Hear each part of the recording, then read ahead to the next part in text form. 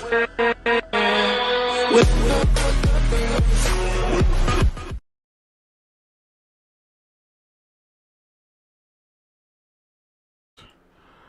everybody, I keep forgetting to close my wardrobe, man. You just want to see the skeletons I have in my cupboard, and nah, that's gonna happen today.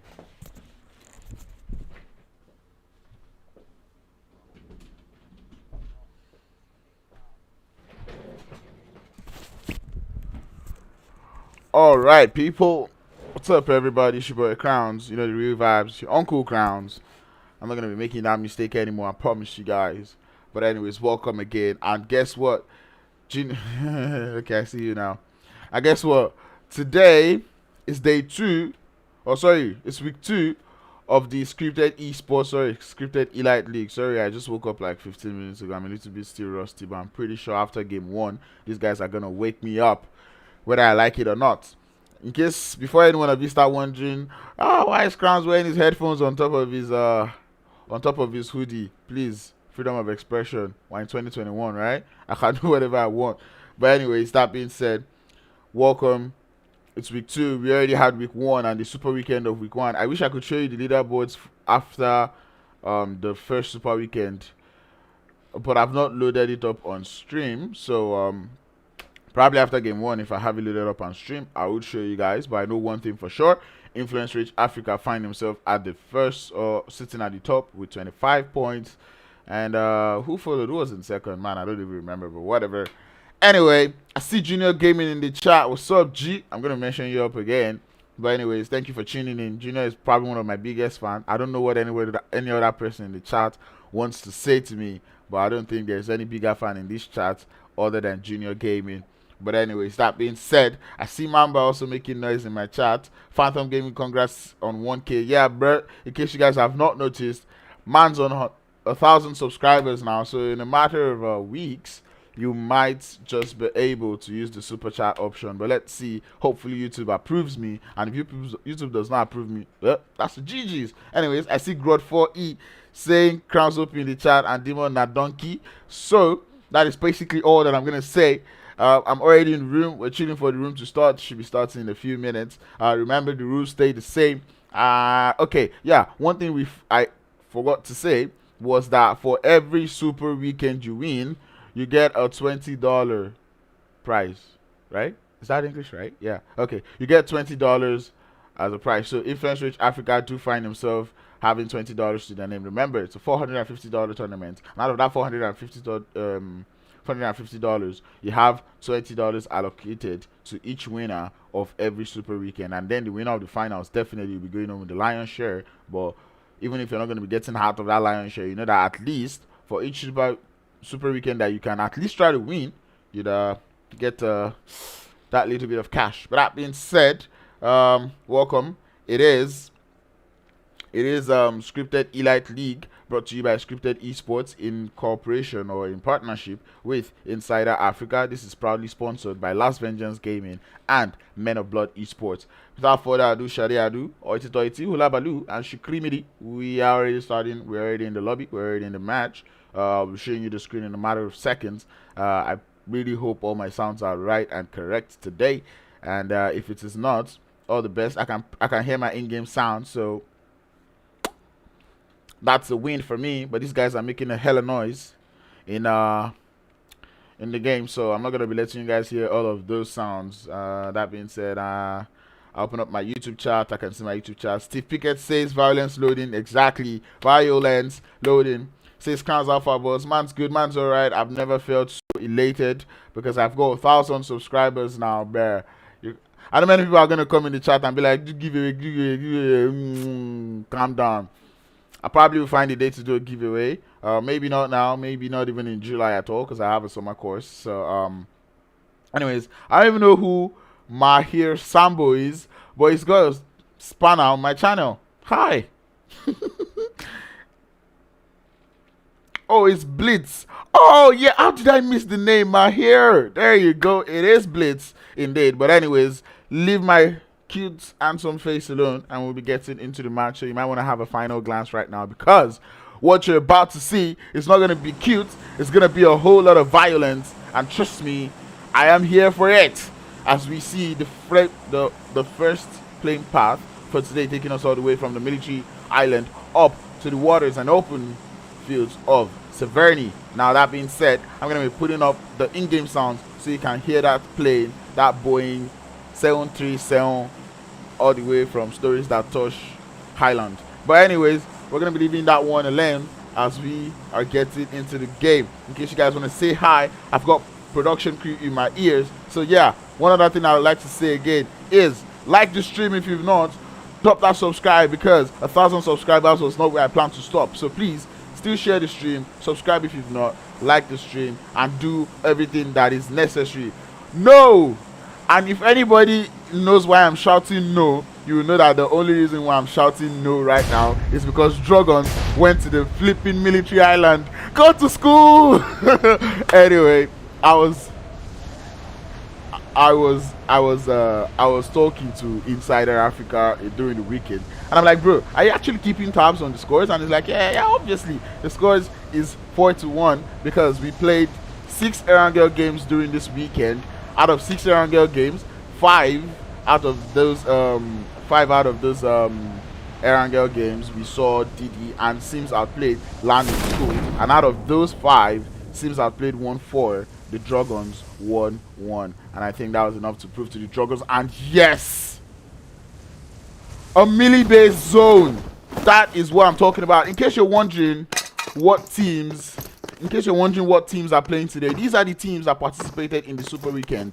And the reason why they're playing, because they obviously made it to the Super Weekend. So they will be playing because they made from the Super Weekend. And the top 5 from here, the same way from last week, the top 5 from here goes to the next Super Weekend. And then the 5 that did not make it into the Super Weekend last week will be playing in tomorrow's game. That is Wednesday's game. So that being said, welcome to Erangel. It's going to be a very quiet one, as we do not seem to have any earlier drops. We do see the guys from BBC heading for their meter power split again.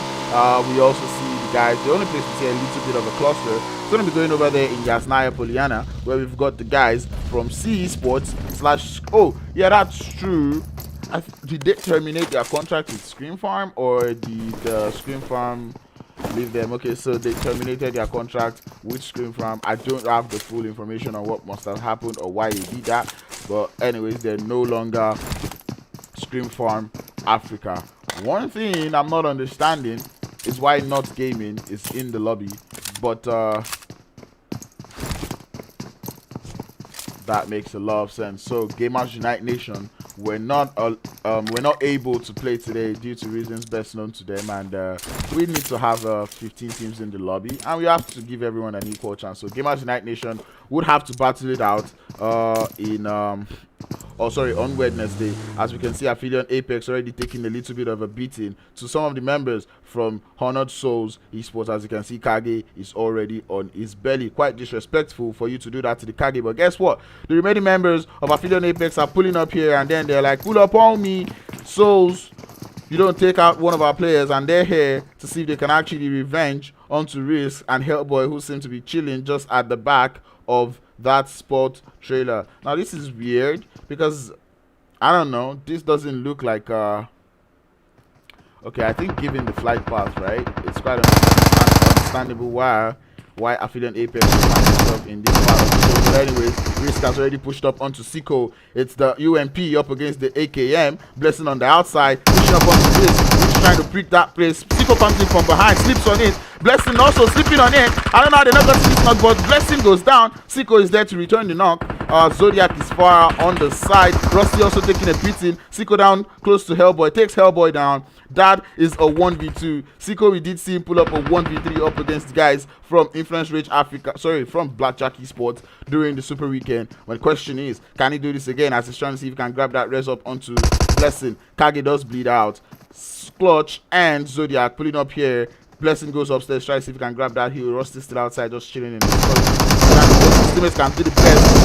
Blessing goes downstairs. Zodiac and Clutch still alive, trying to see if they can grab that raise up onto Risk, but I reckon they have any nades. I doubt they have any nades, as you can see Clutch, and I think he's pulling up any nades. Oh, sorry, I doubt have any heals to their name. Bless. Yep, he doesn't have any heals, and he's trying to see if he can go for that res up onto Rusty, trying to at least give them a little bit of numbers advantage as Siko continues to hold it up at the top of that building. So trying to see if they can still grab that res. He's got only 3 bandages to his name. You see that smoke going out, trying to buy himself a little bit of time to make sure that the guys from Seoul don't actually, you know, take that one. Rusty does get res back up, but they do not have meds, so more like they're still up as 1 player.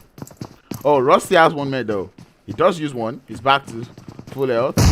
Blessing's gonna be having to tear bandages there, if I'm not mistaken. As you can see, his health is actually coming back up. Prof does, oh sorry, Siko does jump down, pre-fires a little bit. The guys from Honored Souls, they push upstairs. Zodiac is downstairs close to Prof, oh sorry, close to Siko. I don't know why I'm calling him Siko, but anyway, Siko does a little bit of damage onto him. Honored Soul just shitting this one out. I didn't expect any early game, early engagements, but here we've got it between Aphelion Apex and Souls. As Siko does hit the deck, Wrist also goes down, so it is a trade. Rusty goes prone, Rusty stands up again, goes down again, and now it is a 1v2. Blessing up against up against Honored Souls. How is this one gonna play out? Blessing does seem to be trying to see if he can grab a wide angle, and the res would just be grabbed up onto Risk yet again. Yeah, I feel for Aphelion Apex because this is definitely not the start they anticipated. Blessing already reduced down to 1 HP, trying to return the shot onto Zodiac, but I think that is going to be a GG well played, particularly for freeze, and that is Aphelion Apex taking the early game engagement, and they're going out in 16th place with no kills to their, sorry, with 1 kill to their name. Now Zodiac losing 1 player, but 8 points. Definitely they will take that one. Anyways, that's the end of that engagement. Who knows? I do see Slime4KT coming up behind them though. The question is, would they actually come in for the 3rd party? I don't think they actually heard any of the shots because it was way out of render distance. But you can just see them rotating. They came in with a 3-man, and if there's one thing I know about Slime4KT, is that they mostly perform better when they're a 3-man team. But guess what I see on the Novo Bridge? I see guys already finding themselves on that bridge, and so GP Temper lose Gunner early on, and 6 God in that vehicle. He is lagging. He has to jump out of that vehicle and grab a heal, as Flacco is just gonna be there with his new drip. Trust me, the DP with a 6x. People always say, yo, DP with 4x, DP with 4x, but have you tried the DP with a 6x? Bruh, that stuff is just as sexy. But anyways, Loha Gaming says, Crowns, yo, what's up, G? What's up, G? Steve Pickett says, chill, you can't see your chat now. I can't see your chat, actually. I can see your chat. But anyways, I will definitely keep it up with you guys. Mental forgetting man's not hot, definitely not hot, but I'm wearing a hoodie because I'm very cold. That being said, in case you want to cold because it's summer, for some reason it's been raining. We don't know why, we don't know who we offended, but it's been raining all week, so you gotta love what they call that thing, climate change. What they call that thing again? Global warming. There you go. Gotta love that. Anyways, I was talking about Slime4KT, about how they really perform when they're a 3-man team, and I want to see if they can actually replicate that. We do see Slime4KT. They were able. I was actually very impressed because I checked the Umzansi standings yesterday, and I saw Slime4KT bouncing their way up to what, 13th place? Was it 13th?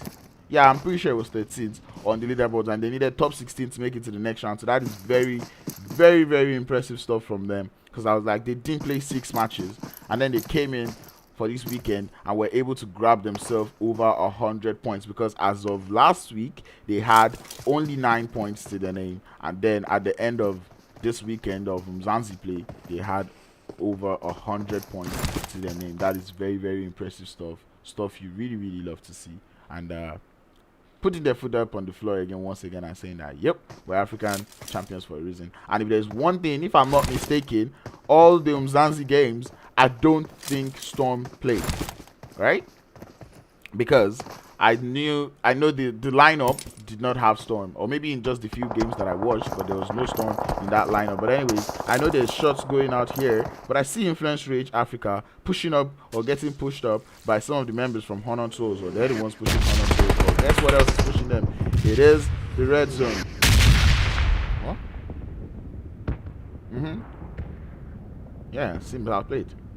Didn't I say Sims outplayed? But anyway, ScrimFarm Af also taking some shots up against some of the members from Pain Africa. As you can see, Hanad, or if I'm not mistaken, already going down. But I want to pull up on this fight within Sims outplayed. As you can already see them, Suli might just be going down, but guess what? He's in that body, activating his JP card. Control alternate jackpot activated successfully, but N7 though, getting shot at. Ghost Pro, takes that little bit of cover, and he should just be fine as Influence Rage Africa quietly pull away from this fight. Sully trying to see if he can grab that flank angle, and I want to put over to ScrimFarm KT. I don't think they pushed up onto that fight yet. They only got one knock, and they're still chilling it because what? They're a 3-man team, right? They can't just go ahead and full send every single one that they see. But UAE though, they do find Snowix, who seems to be staying in my spot. I call this place my spot because whenever I play classics, right, I prefer to stay here to watch that bridge, other than stay in this building that's being held by Undisputed AE. But anyways, Flacco might just be here to say thank you to you guys from Undisputed AE, as he does move closer to that vehicle. That himself, that he fires there, it does connect. Support fire not quite able to connect up onto Flacco, and that is 1 kill, 2 points to the guys from G3 Temple. Anyway, that zone does shrink up, and it is very obvious that this time this zone is going to be ending on the military island, which is where problem is going to start, because, you know, as they say, it is the military base zone, and BBC not wasting any time making it to that boat area, and they're already botating into the zone. I think Not Gaming might just be following on that path, but they might just be meeting Zodiac on their way there. They do seem to want to go through the shoreline. Zodiac must be hearing them, or if he didn't hear them, he must have seen just a little part of that vehicle, but I don't think he's got any long-range weapon to actually take that engagement, as Blackjack Esports taking some shots up against some of the members from Nibble Esports. One player does go down. They will be fine, or actually scratch that, maybe not so fine. Whoa, it's red dots, man. More engagements coming on, and yep, this is exactly why we love the military island zone. ScrimFarm is right in front of KHK Esports, but definitely Jaribot doesn't want to lose his eye on the guys from ScrimFarm KT as they rotate away from them. But Influence Rage Africa did do a little bit of a damage onto Potato, who's seen to head towards the shoreline, just a little bit into the zone. Breno MVP is there, but Influence Rage Africa, they do full send that one, but you can see Breno MVP just leaving Potato. Don't like Potato, like come on, the black no come on. But guess what? Potato from behind by ScrimFarm KT goes down. Or scratch that, yeah. He got knocked by Influence Rage Africa, but ScrimFarm KT stole the kill, and Breno MVP might just suffer the same fate as he is down. Jaribot also goes down to Aimar KT, who's still chilling behind, but Storm goes down to the beautiful DP shots coming out from Sully from the top of the hill. ScrimFarm KT lose 1. KHK Esports lose a whole lot, as I think they went down to not just Jaribot, I think Louis, the last one left, but this is not Sandhawk. He doesn't have that much he doesn't have that much health packs to his name, so he might just be able to grab that res onto Jaribot. I mean, it was long range engagements, and ScrimFarm KT do have an assignment on their hand, which is to make Storm, or to get Storm back on his foot. But N7 definitely doesn't want that one to happen, as you can see him going for that white flank, trying to see if he can get that extra angle on the guys from ScrimFarm KT. But Pronto is just going to be around, trying to see if he can just lay that much of a little bit of a cover fire, you know, try to draw all the attention to himself, making sure nobody shoots his teammates, as the guys from BBC make their beautiful entry onto the military island. I saw Not Gaming also going close to the water, but they've decided to take that little engagement with the guys from Souls. This is definitely the first game, in case you're wondering. Big fan. Hawk. I did see Hawk during the weekend, and he was talking about the stream I'm doing. I might as well just stream the LCS, say this SCL games this week. And I'm like, you know what? I'll probably have you come online or come and co-cast with me, and then you can see just how easy it is to cast, because you guys seem to find I'm gonna be leaving that talk as I'm not even in the mood to start bantering and throwing shit at Hawk.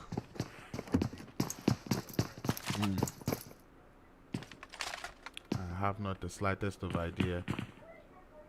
Demon has a freaky with him, which is why he's not even discussing or speaking in languages we understand. But anyways, Influence Race Africa deciding on if they want to swim or not. As ScryPTED does find some of the members from ScrimFarm Af, finds Pronto, takes him down, instant thirst. If you've watched me stream about this lobby before, you will hear me say it. The rate at which these guys grab that instant thirst is so scary. You never knock finish, you don't chop lobby. That is exactly how it works. But anyway, Pain Africa about to get engaged by the guys from on top of that building. Chops breakfast from that beautiful red dot spray from Jaeger. You love to see it. Accuracy 1 million. As you see Zeus, he does hit the deck as he tries to encounter. But you know what they say, give what belongs to Caesar. Give only the long range fights to Zeus, and maybe not the close range fight. As Rico opens up that nade, it's a good one. Lands up onto Kingamin, but it's not able to quite do any sort of damage as Kingamin is able to hold himself up. But guess what? Snorra with 50 HP. This guy, he doesn't want to know. He pushes up into that building, close the window back as he's just trying to tease out Kingamin, trying to make Kingamin just move. But anyways, the molly is gonna be there. It is a bad one, but anyways, more shots will be coming out. Kingamin will just be able to escape that one, but scratch that. Not able to avoid that molly as he goes down. It's a beautiful one from Snorra. It's gonna burn to death. It is live barbecue. It is nothing but a Kingamin barbecue right now as Jaeger gets started up from that from the top of that hill by the beast. And the red zone is definitely not gonna be helping matters as Jaeger might just get thirsted. I don't know who his score is, but welcome to Not Gaming, or maybe congratulations on your rename. Crowns camping strat, you know the vibes, bro. Anyways, Rico reaches it. Hanad is down. The beast is the last one left. Oh no, it was the red zone that took Hanad down. He's going to be so pained. This is the second time that Pain Africa is going to be getting, is going to be victims to that red zone. Oh, I feel so bad for him. But anyways, that's a little bit of a teaser of what what the zone looks like. See Esports trying to see if they can use that late rotation to get into the zone. But trust me, the military island zone is not one that you want to have a late rotation into. But anyways, I'm gonna be leaving this fight alone as we have to pull up onto the guys from BBC who's found their way onto the military island, and we want to see how much you can do that one. Nibble Esports, they do lose a little bit or a few players as they're very close to the Drogons.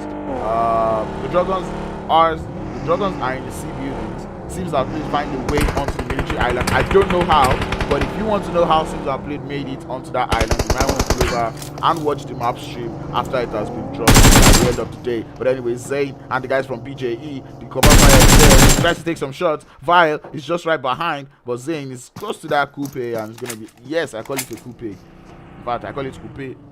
Yes, because this is a coupe because nobody is silent. But Sharo trying to see if he can take all the members from BJE to himself. But then that's taking him down. But with 1 HP, he gets shuttered down. But Vile from behind, not gonna be taking that one slightly. As the guys from Pain Africa are still getting pushed. Or B is the last member from Pain Africa getting pushed by Not Gaming. Snorra is just right below him. Snorra throws the molly, or sorry, the nade. It does come out. Shots coming out, but Snorra is not one person to cope with as he does take the beast down. Pain Africa out in 13th place. We're pulling over back to the military island. ScrimFarm on that bridge, trying to see if they can find a way into the zone. Immortalz leaving darkness to just breach camp that one, and you can just see him. His goal is 3x open, waiting for ScrimFarm to just try to cross that bridge. ScrimFarm chilling this one out. Little do they know that KHK Esports are yet to cross, and the guys from C Esports are also yet to cross. G3 holding it up on that southeastern side of the zone. Most of these teams should have a free entry into the zone, except you're trying to use the military island bridge, and it's about to go down on that Novo bridge. As ScrimFarm heading into the bridge or heading into that place with style, and I think I know what Pronto wants to do. This one is actually a bridge where you can actually fly off, but anyways, he doesn't see him. That vehicle is on fire. It's not one you want to be drifting with. Storm also makes it in. Pronto waiting for him to just pick again. He's like, come on, bro. try and blow my vehicle up because, trust me. Oh, sorry, it's Storm. These guys actually get a whole pit. They get pissed when people try to destroy their McLarens, yo. Trust me, if I had a McLaren too, I would also be triggered that much. I'm going to take away the small map so you guys can only see the map right now as the zone continues to take us a little bit eastern. Lord is out here, but I think they are trying to... Ooh. Okay. Okay. Okay. Money, man. I see them money, man. Yeah, that is BBC chilling out there with a beautiful McLaren. It's the white version, but Valak does get uprooted. That's what you get for not driving in a McLaren. But anyways, we did see BBC show their absolute dominance in that Super Weekend. Apparently, they were hiding those OP strats from us during the league play, and they came into the Super Weekend like bang, dang. And they did show us what they were made of. ScrimFarm KT losing a little bit of players to the zone. I see Esports do pull up behind them. Came out will be the last one left. Bundles Darkness is going to be in the middle of G3 Temper, and there is a Darkness sandwich out there as Darkness goes down to the guys from G3 Temper. But guess what? It's not going to be affecting the guys from Immortalz just too much, as they will just be fine. Lord has been too much, and Sadon taking those shots at him. Sadon finds himself on the top. He's directly on the top of the remaining members from BBC. As you can see him just gradually putting down. He's got that UMP, which we all know is a very, very crazy weapon when it comes to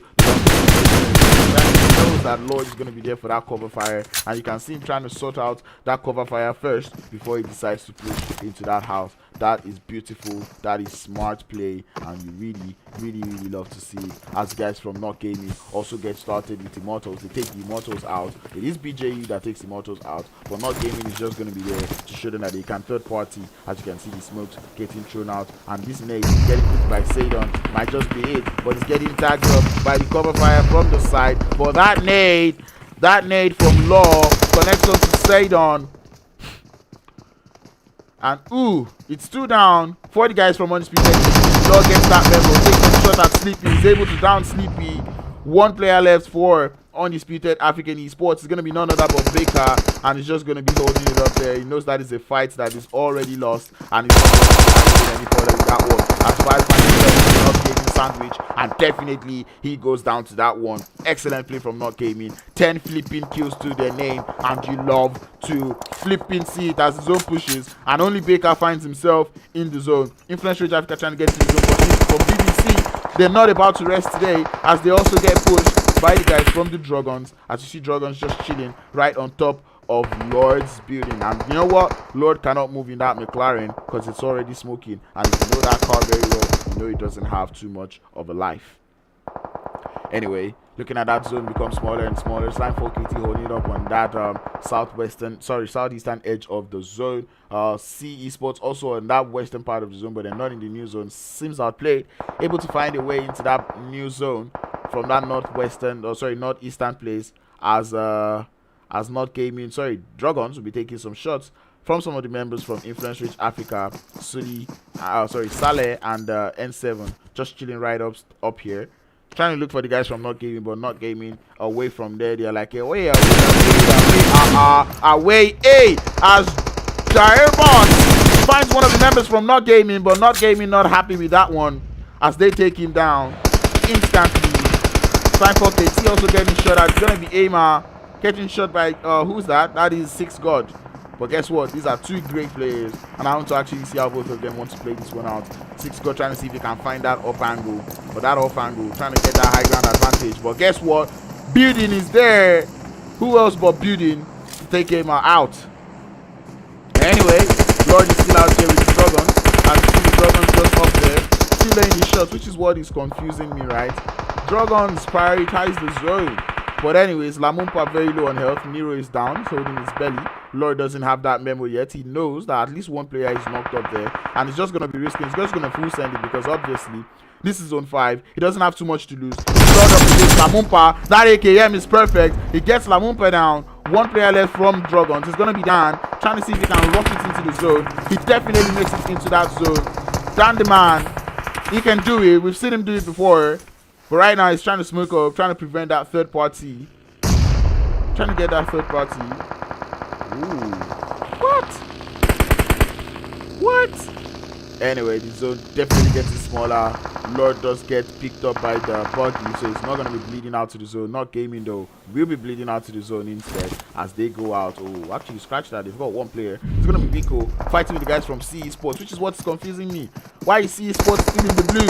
Anyway, that is the question Visco is going to be asking himself. How are they in the blue? Why the fuck are they still in the blue? Who is still in the blue at this point? I understand. It's so painful.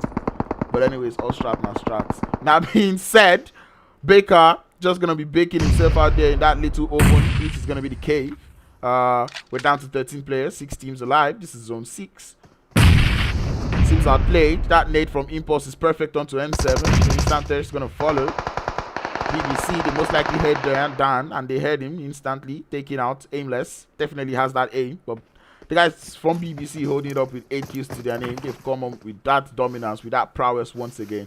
Seems outplayed. Snaking it up, you see Murphy on that northeastern side of that zone. We're down to 5 teams in this lobby. For some reason, G3 Temper still alive. You love to see it, bro. You love to see it. Building smoking up. They've got 3 kills to their name. They would be managing that one. Building goes pro. Holding it up. Baker still baking. You love to see that one. Fighting for that placement as Saleh spraying ferociously into that smoke. Ooh. Really? That is NF. Oh, so guys.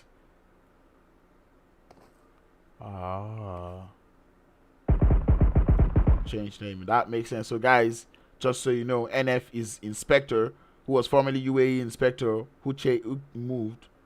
Not NF. Oh, Saleh. Saleh is Inspector. That makes sense. Oh no! Building walks into the open, and he finds out the hard way that Baker is hard camping it. Oh no! Oh no! Poor Building. Flacco, the last one left with just 3 first aid kits. Trying to see what he can do from that blue zone. He's not messed it up yet, so he can still make it. He's got about 50 seconds, but I think he messed the second one up, and the blue might just take him out. Yep. He messed it up. Yep. Anyway, 3 teams left. It seems outplayed. BBC.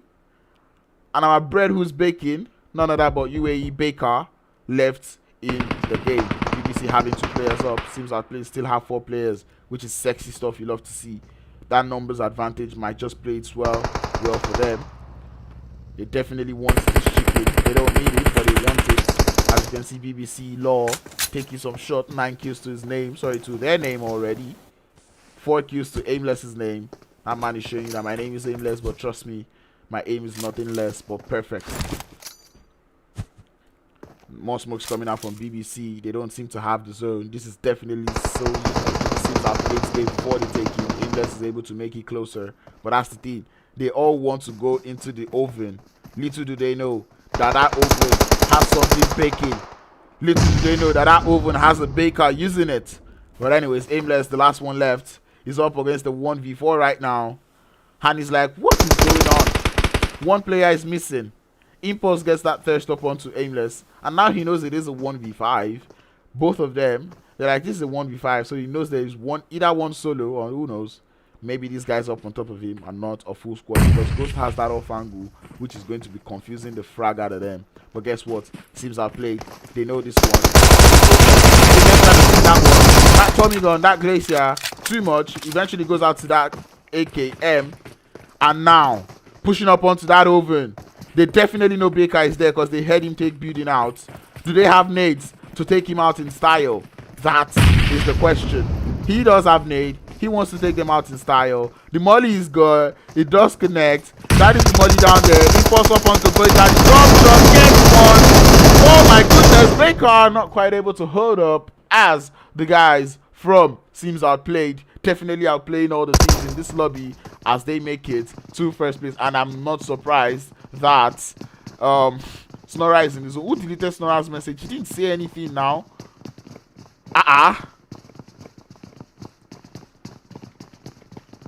I don't like that, bro. I do not like that. Anyway, Seems Outplayed out here, coming out first place with 6 kills to their name. Undisputed African Esports in second place with 2 kills. BBC in 3rd place with 9 kills. G3 Temper in 4th place with 3. Influence Rage Africa in 5th place with 2. Drogons in 6th place with 1. Esports in 7th place with 2 kills. Not Gaming in 8th place with 10. Oh, no, that's not 10. That is 12 kills to their name. Ama and the boys from Slime 4KT in 9th place with 2 kills. KHK Esports in 10th place with 1 kill. Blackjack Esports in 11th place with 5 kills. Sorry, make that 6 kills. Immortalz in 12th place with 1 kill. Pain Africa in 13th place with 1. Nibble Esports in 14th place with no kills. Honored Souls in 15th place with 4 kills. And Aphelion Apex finishing that one in 16th place with 1 kill to their name. That is the end of game 1. Come back to my beautiful face. Anyway, that was sexy stuff you love to see. That was Erangel. That was a military-based island finish we've all been craving since the beginning of this tournament. And here we are, bro. We had a military-based finish, and it was nothing short of perfect. You love to see that one. You see how different teams decided to play that one. Look at how CE Sports decided to play that one. They decided to stay in that blue zone, rotate very late into the zone. And I was wondering if a late rotation into the zone would work on a military island base. And the answer was yes, it did work. And pretty much all of these teams, is obvious to see that they already know their way around that military-based finish. And this is exactly what we love to see about the game. But anyways, we're not going to be spending too much time talking about that one, as we have to get into the next room. So that being said, do not go anywhere. Like, share, and subscribe if you've not. And even if you have, do it once again. That being said, this is the Scripted Elite League, brought to you by ScryPTED Esports in partnership with Insider Africa. Proudly sponsored by Last Vengeance and Men of Blood Esports. In about 5 minutes, I'll be back with you, and it's going to be none other but Sandhawk. So till then, stay safe, stay connected. See you soon.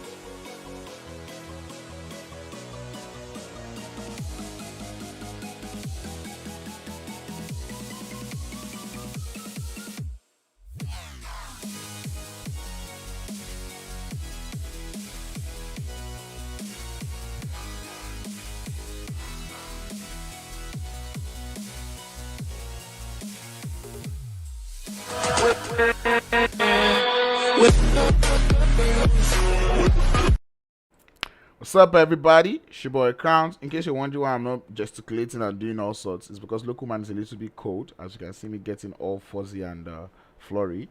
But guess what? We are in none of that. God, these guys are noisy, man. We are in none of that but Sandhawk. And these guys are making noise in my ears. And I muted them because I can. But anyway, beautiful start of the day with Erangel. And this time we're in Sandhawk. And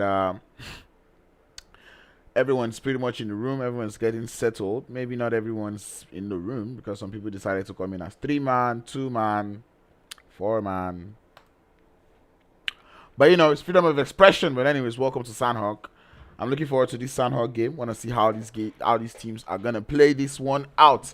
Particularly KHK Esports, because we all know Louis OP, that man, has single-handedly dragged KHK Esports to second place multiple times. Trust me, and that's the thing. It's not just high placement, it's second place, really. Like, always second place.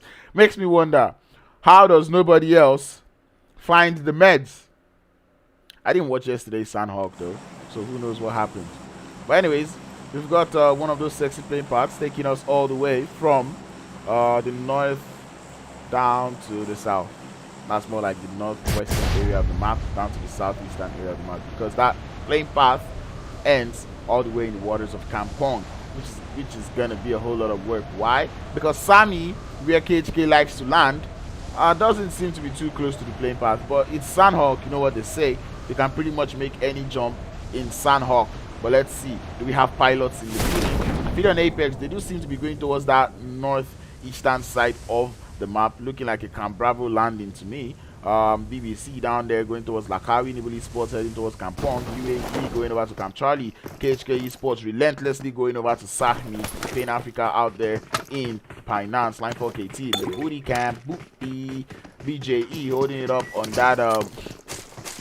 that western outskirts of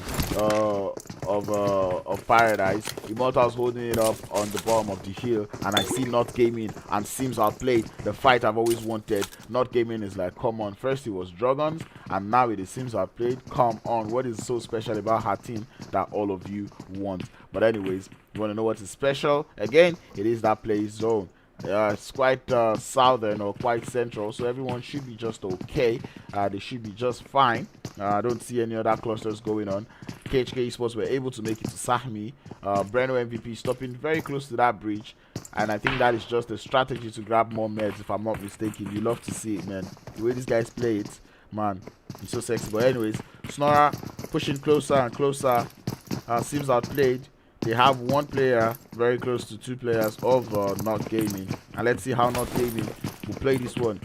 Seems Outplayed, they do have the right momentum coming into this game, given that they won the last match, so they have all the morale, they have all the ginger. See Esports holding it up out there in Mongnai, Undisputed Africa in Khao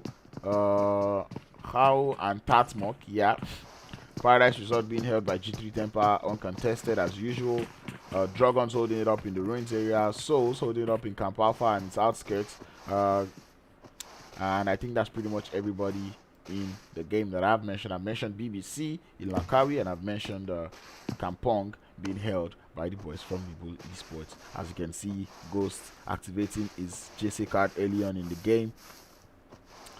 Chilling this one out, trying to see if you can hear those footsteps, trying to see how much information you can grab. As you can see, it's the perfect sandwich from both teams. Both teams are sandwiched by both teams, but Not Gaming sandwich does seem to look a little bit more effective as they've got two players in front of the guys from Sim Outplayed and two players just at the back. The simultaneous push right now will be very, very OP, but Zeus is not aware. He sees the balls in that crate, but it's a little bit too late. The jump shot, he decides to ball to Wahala. Separate your body. That player is down to 1 HP. Jump shot, he's got that ball back in hand. The support from behind is not there as Mappy goes down. Zeus goes down, but Snorra are able to connect that jump shot, and Snipe might just be the last one outside this house. Not Gaming perfectly executing this one well. Goes to jump outside, but still on HP as Jaeger gets down by Snipe. If there's one thing I know about Sims Outplayed, they know how to fight for their drop location. The drop location rotation as you see them grabbing those early kills, grabbing those thirsts onto the members from Not Gaming. Jaeger down on his belly, and Wisco the thirst is up there onto Jaeger. Wisco is the last one left. Seems outplayed, holding this one up. I know people are going to be so pissed, particularly the Nigerian fans in the chat. They're going to be like, come on, seems outplayed. You're contesting drop spots with two of our favorite Nigerian teams, which is going to be Not Gaming and the Drogons. Mona no vex. People should not be angry. But anyways, Wisco is going to be outside. He's going to be able to grab that thirst. At least kill one person. Also, trying to go for that jump shot. He does get that thirst. Also one of the players, 2 points. Definitely he's going to be taking that one. More than 2 points actually. Yeah, that's only 4 points to the name. Nate being getting pulled. Wisco the Whisker. The Whisker. Can he hold this one up? We wonder. Man, my rhymes these days, man. They be busting my own head, safe. Anyways, the Nate gets oh, it's perfect! It connects onto Snipe. He knows it's a 1v1. Taking some shots and the wipe! Let's flip and go! It's a 3-piece from Wisco. Wisco the Whisker. Not a cat, but he's got the whiskers. As you see him taking out the guys from Seems Outplayed early on in the game, grabbing those 8 points to the team. Wow, that is actually quite impressive. You really love to see that one. Wow. My mind is blown. Literally blown. I don't know what else to say, but I want to pull over to KHK Esports. Lewis already having 18 meds to his name. Pennywise has got extra 11 to share. That is 20 what? 29. Breno MVP has got 4. That is 33. And Jair Bot has got 7. That is 40. So, and they still have the zone, which means they have a lot of time to move around, still look for more first aids, and toss it over to Lewis. You can just see them holding it up, not even worried about the rotation at this moment, because they're like, duh, what is rotation when we've got meds? Anyway, Junior Gaming out there again. He says Louis OP. He knows the vibes. He knows what Louis does. And he says, Uncle Crowns, what's up? Man's good, bro. How you holding up? Man, even put the Crowns emoji, man. Man, yo be OP out here, bro. You guys are OP. I see Slime 4KT. It's a long-range engagement with the guys from Immortalz. Yeah, but able to return that fire onto, I think that was Amar. But the assignments will quite be done by Slime 4KT, and the same thing goes to Immortalz, as both teams will be able to grab their res. But it's Nibble Esports heading closer and closer to one of the players. It's going to be none of that. But who's that? I not see that name. It's Lord from BBC. He's not activating his JC card, but he's just holding it up at the side of this building. Shots will be coming out as Valak does get spotted by Willy. Now they have the general idea. Linux gets that knock onto Valak. Kratos might just be able to grab that res. Lord can definitely see him, but he's trying not to use. Lord definitely pulls on that. Nice. Gets one, gets two. Gets a shot out from behind. Definitely gets taken out the instant first. To follow, Willy able to put in the shots. Law up that hill. He has the potential, but there's like too many trees obstructing him. He could go into the sniper tower or to the watchtower, like you guys said it is. I guess that 4x on the QBZ is not the most stable of combo, as he's not quite able to connect all the shots up onto Willy. Anyways, Vindog might just be able to get that res up. Yep, he does get that res up. Nix and Vindog back on their feet. Valak also back on his feet. Found. As shots will be coming out from behind. UAE also in an engagement to some of the members of Africa. As you can already see these players pushing into this one. It's BBC up against the guys from Nibble Esports. Nibble Esports up to 3-man, and BBC also up to 3-man. But only 2 is at the moment. Valak goes down. The support fire not quite able to do much. 2 goes down. That is Kratos also going down. Sharo gets taken out by the help of Aphelion Apex. It's going to be none of that but Rusty. Kratos is just trying to crawl away. The thirst coming through by Kage as they claim those early 2 Q points. Law gonna have to stop his push. Having to smoke up, he's got that little downhill to actually play, so he doesn't have too many things to worry about. Undisputed Africa Esports able to keep their distance, able to practice social distancing against the guys from Pain Africa. as guys from KHK Esports, I believe at this point they have passed up all their meds to Luis, and you can see them just trying to head into the zone. Luis and Breno MVP, or sorry, and who's that? I don't know. Anyways, Risco eventually gets taken out by Sims Outplayed, oh sorry, by Honored Souls, and that's going to be the end of the run for him. As Law is just trying to activate his jackpot card, and can this man actually put it up? Is Godzilla slacking? But definitely he himself is not slacking, as Nix serves breakfast cold and hot to Siko with that M24. He's like, don't pick me, bro. I don't even know. I feel like it's quite ballsy to carry a bolt action in Sandhawk. Trust me, not everyone can do this.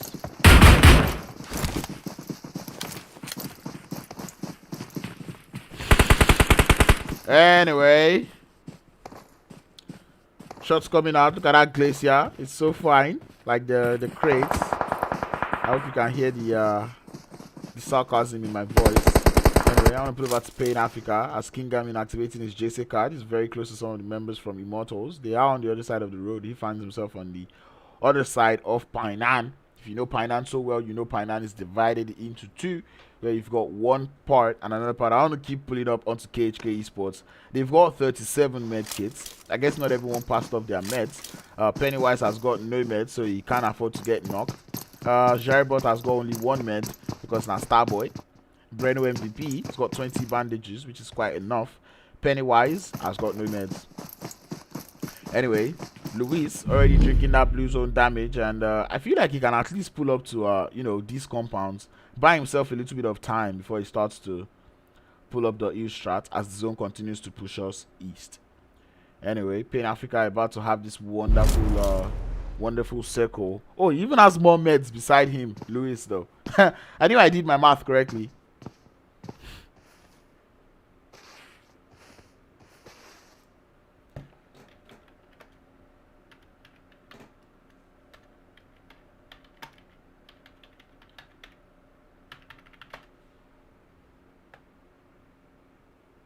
I'm going to start timing out some beaches right now, though, because this Snarl boy, no one here where they don't already come.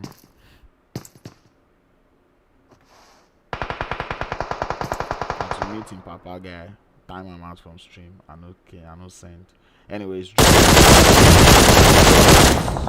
out here, KHK putting in the work onto the guys from Immortalz. That is long range engagement, or actually not so long range. Shybots does seem to have a little bit of eyes. They've got 1 kill to their name, and that is just gonna add to their second place finish. I don't know why I've already crowned them second place already, guy, but okay.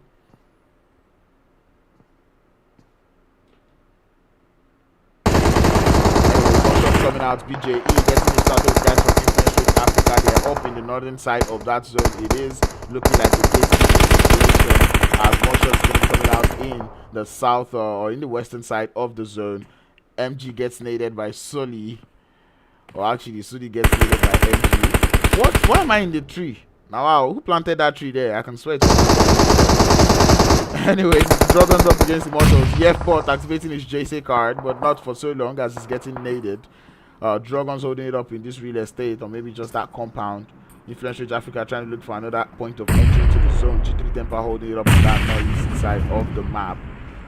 Pain Africa still going towards the center. Slime 4KT holding it up on the side of the map.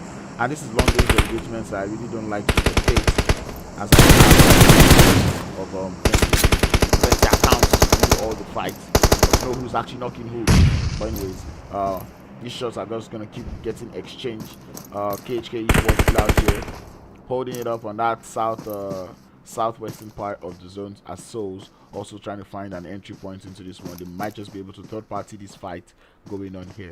I want you guys to see what is going on in the map. I'm gonna pull that one up. A Sheki Boy's nade definitely connects onto Jeff, but like I said, that is JC strat or JC card. It's definitely not gonna last for too long. He was already getting heavily naded. The nade's going out towards the Drogons way, but maybe not for too long, as Darkness does find himself in a little bit of a pinch. The guys from Pain Africa will just be right above him. Maybe not right above him, but at least within render distance, so they most likely must have heard that shot. And more shots will be coming out from the Drogons. You know there's two players there. Why are you not spamming? They're deciding to let the bullets through the top today, as Yefbot does get red back up. Who wins this one? Let us see. The zone shifts, takes us further south, and we love to see it. See Esports also love to see it as they're currently in the cave, and the cave is definitely in that zone. G3 Temper receiving beautiful gifts, which is going to be none of... the Drogons decided to push in late. They lose 2 players. You see, Drogons, I really do not get. When they had the chance to push, they did not push. But anyways, Darkness gets spotted by Dan, and down goes he. Zhybot or KHK Esports is going to be joyfully stealing those kills from the Drogons.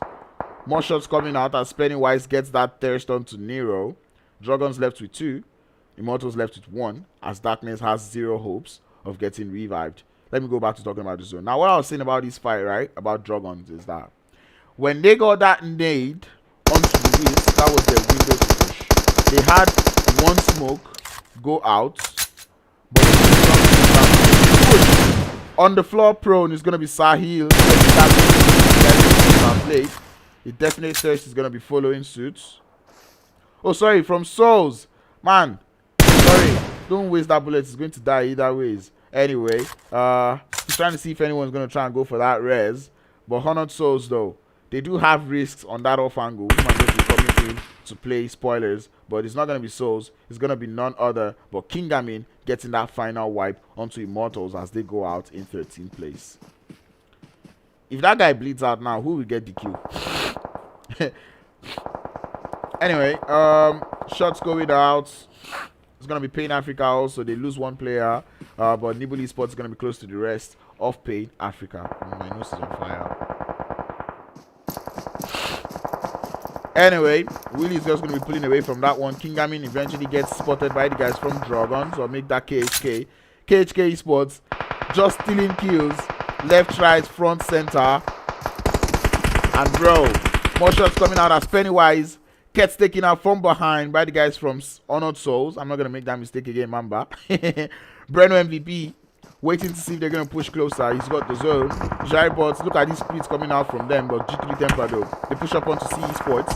As they do lose 1 player, it's going to be Flacco. Maybe the player they don't want to lose. Nibble Esports actively third party in this fight, protecting C Esports like their life depends on it. The zone closing up again. Oh, you guys haven't been seeing the zone since morning. People come and start saying, we have double zone up. Sorry, double map up. But anyways, I'm gonna just be leaving that map stream going on the top of the stream. I know DJ is gonna be so pleased that I've not shown any of their engagement so far. I'm sorry. Anyways, G3 Temper still letting some shots go out. Influence Rage Africa, I think Hansley has to just go ahead and settle for that huge strat. Same thing applies to Shecky Boy. 15 minutes to Shecky Boy. Hansley has got only 3 minutes and it's just gonna come in here. Time for KT is here to help Hansley with the endeavors as Ama gets that 2-piece. But guess what? Pain Africa to complete the shot or complete the wipe, coming in from behind, and Ama definitely gets that memo. He knows they're all dead, and you can see him just trying to find a way into that zone. But that blue zone is definitely hurting every single one of them. It's not allowing them that much freedom as they normally would. Anyway, more shots coming out, and I think it's going to be C Esports, Nibble Esports, and Aphelion Apex this time. Actually, in this engagement, not even G3 Temper, but Aphelion, as there's a lot of action seeming to be pulling up in this eastern part of the zone. Putting over to play Esports as they seem to be playing gatekeepers up against the guys from Slime4 KT. That nade from the Beasts. Is he gonna connect? I know people are going to start doing remove this small map. So yeah, without further ado, Sharia do. After this next zone, I'm going to be removing it. As the zone pushes us center, nobody is in that blue zone. Slime4 KT cannot get that res as Storm does bleed out. Shecky also bleeding out just close to him, which is weird because I felt like Shecky could have claimed that kill, but it doesn't matter as C Esports are going to be getting heavily battered by the bullets coming from Nibble Esports. They have the smokes being deployed. They have to get into the zone. G3 Temper 6 God is going to be pulling up that huge strat if I'm not mistaken. And more shots coming out. KHK Esports still alive in this one, and it is not just only Lewis but the remaining members of KHK Esports alive here as you can see. Just tapping away, stealing those kills. They've got 7 kills to their name.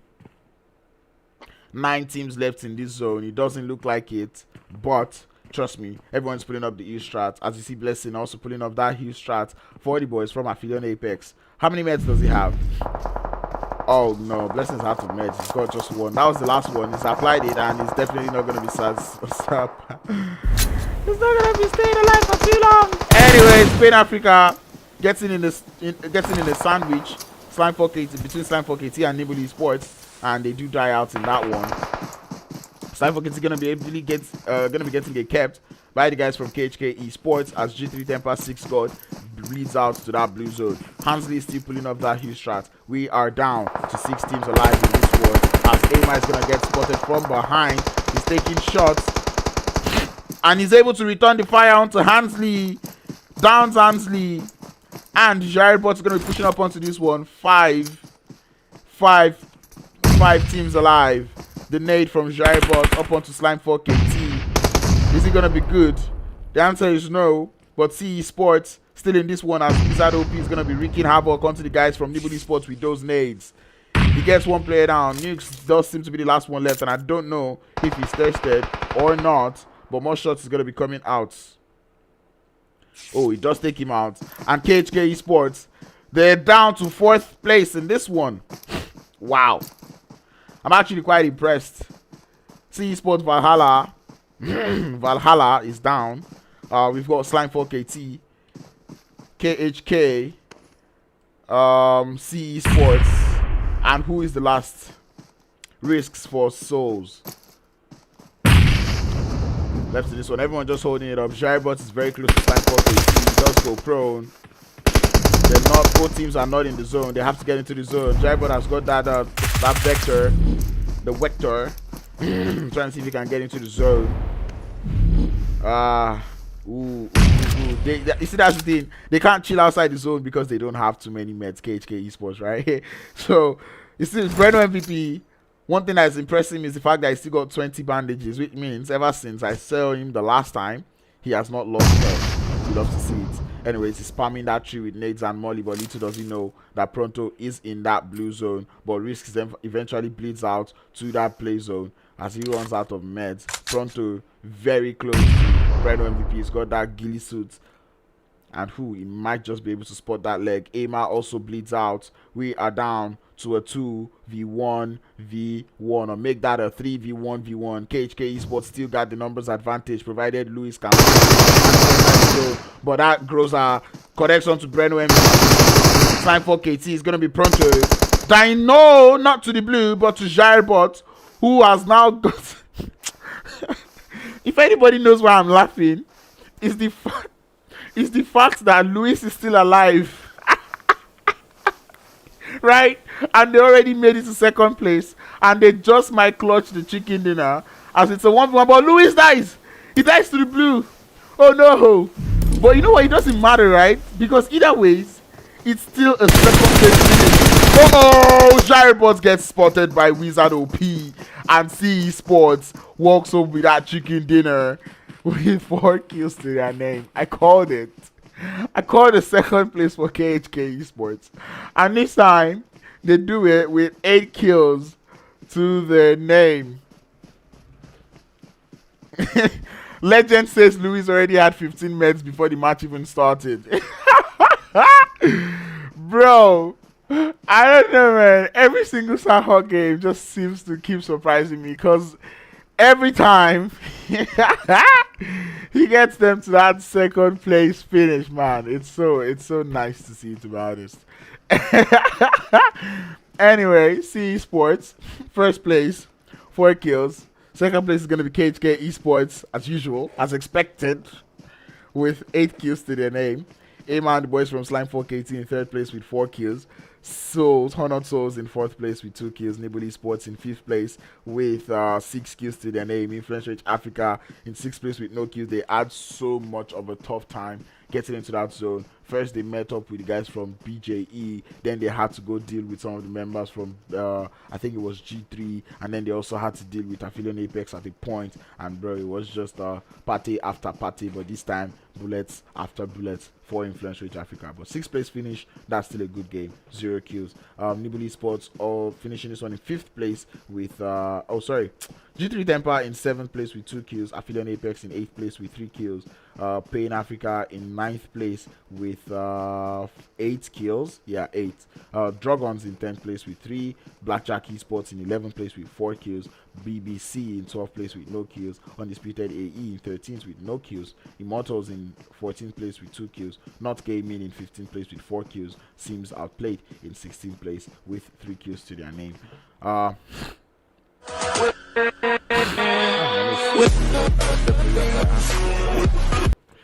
Anyways, that is the end of game 2. I had fun. I don't know about you. That was Sandhawk, which was party after party. It was violence after violence, and bruh, I enjoyed myself in that one. And trust me, there is more to come as we're about to go in to Miramar after this one. Once again, this is the Scripted Elite League, brought to you by ScryPTED Esports in partnership with Insider Africa. Proudly sponsored to you by Last Vengeance and Men of Blood Esports. Alright, see you guys in about 5 minutes. Do stay tuned, enjoy the music, like the stream if you've not, subscribe if you've not, share that stream if you've not, and even if you have done all 3 before, go back and cross-check and redo the last 2 again. You know, you just want to reshare that stream, tell your friends to tell their friends, to tell their friends to tell their friends' friends to come and watch Crowns. That being said, I'll see you guys in about 5 minutes. Do not go anywhere. Peace out.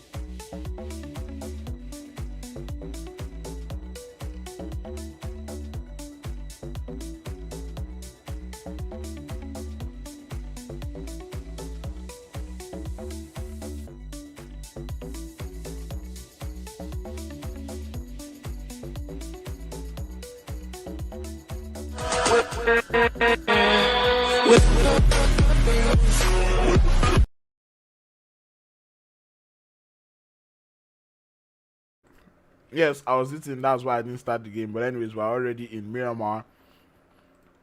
Players are already in the spawn island. I told you guys to also eat too, so please do not blame me for eating. I'm going to be mute for like a few seconds. I also have to finish this last slice of bread.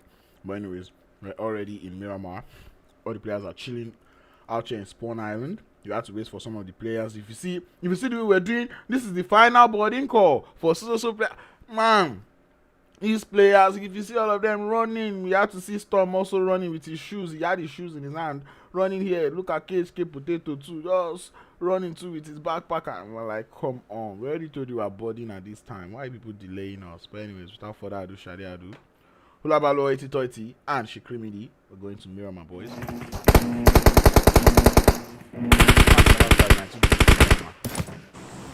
Get on the plane with us. We're now on the plane. We have a north. You guys can hear the sounds. There we go. Now you can. We have northeastern plane path taking us all the way from. Sorry, we have a central plane path actually taking us all the way from La Cabrera open fields down to the outskirts of Barcelona. You know, it's quite a fair one. You should be seeing everyone be able to go to their respective landing spots. That being said, welcome to Miramar. Like I said once again, I am eating. Oh, I'm almost done. Not even professional at all, not even close to professional. But man cannot do by PUBG.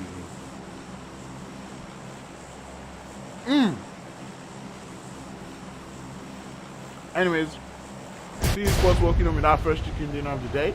Oh sorry, with that Sandhawk chicken dinner. Loki, I had my money on Sharybot to clutch that one. But see Esports, who was it? Who was that player? I forgot the name. Was legit waiting for that smoke to just expire. The instant that smoke wore out. Like surprise! Puppies. That was a GG. Either way, they would have finished second place. So trust me, there would be like a betting exam for popping over KHK Sports to finish second, and bro, put like 500 naira on it or like 5k. Chop money. Now can chop better money now for using our sure odds. Opposite does look to have a little bit of visitors, and not gaming is definitely not gonna like this one. Because this is their job spot that we usually know, and now they have to contest it with not just CE sports but BBC, as BBC does find himself on the outskirts. Do see that play zone taking us is quite eastern. Man's already beginning to get hot, 6-9. So I'm going to be putting off my hoodie soon as. But anyways, I'll put over to Nibble Sport News, who seems to be very, very close to one of the members from Blackjack Esports. I'm going to be knowing about Cheddar. Their buildings apart, but they're close. They can hear each other. UAE getting started with Sims Outplayed.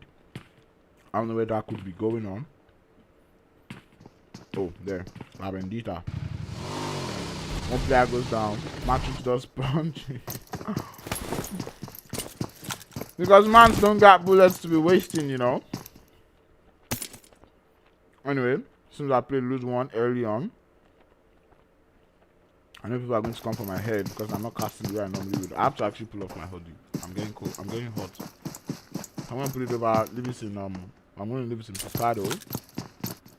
In Picado, ScrimFarm Africa, I've got 3 players. Wow. You guys from North Kenya, I've got 4. But guess what? That is not going to be affecting them as Snorix fans. On to Snora, and might just be following suit.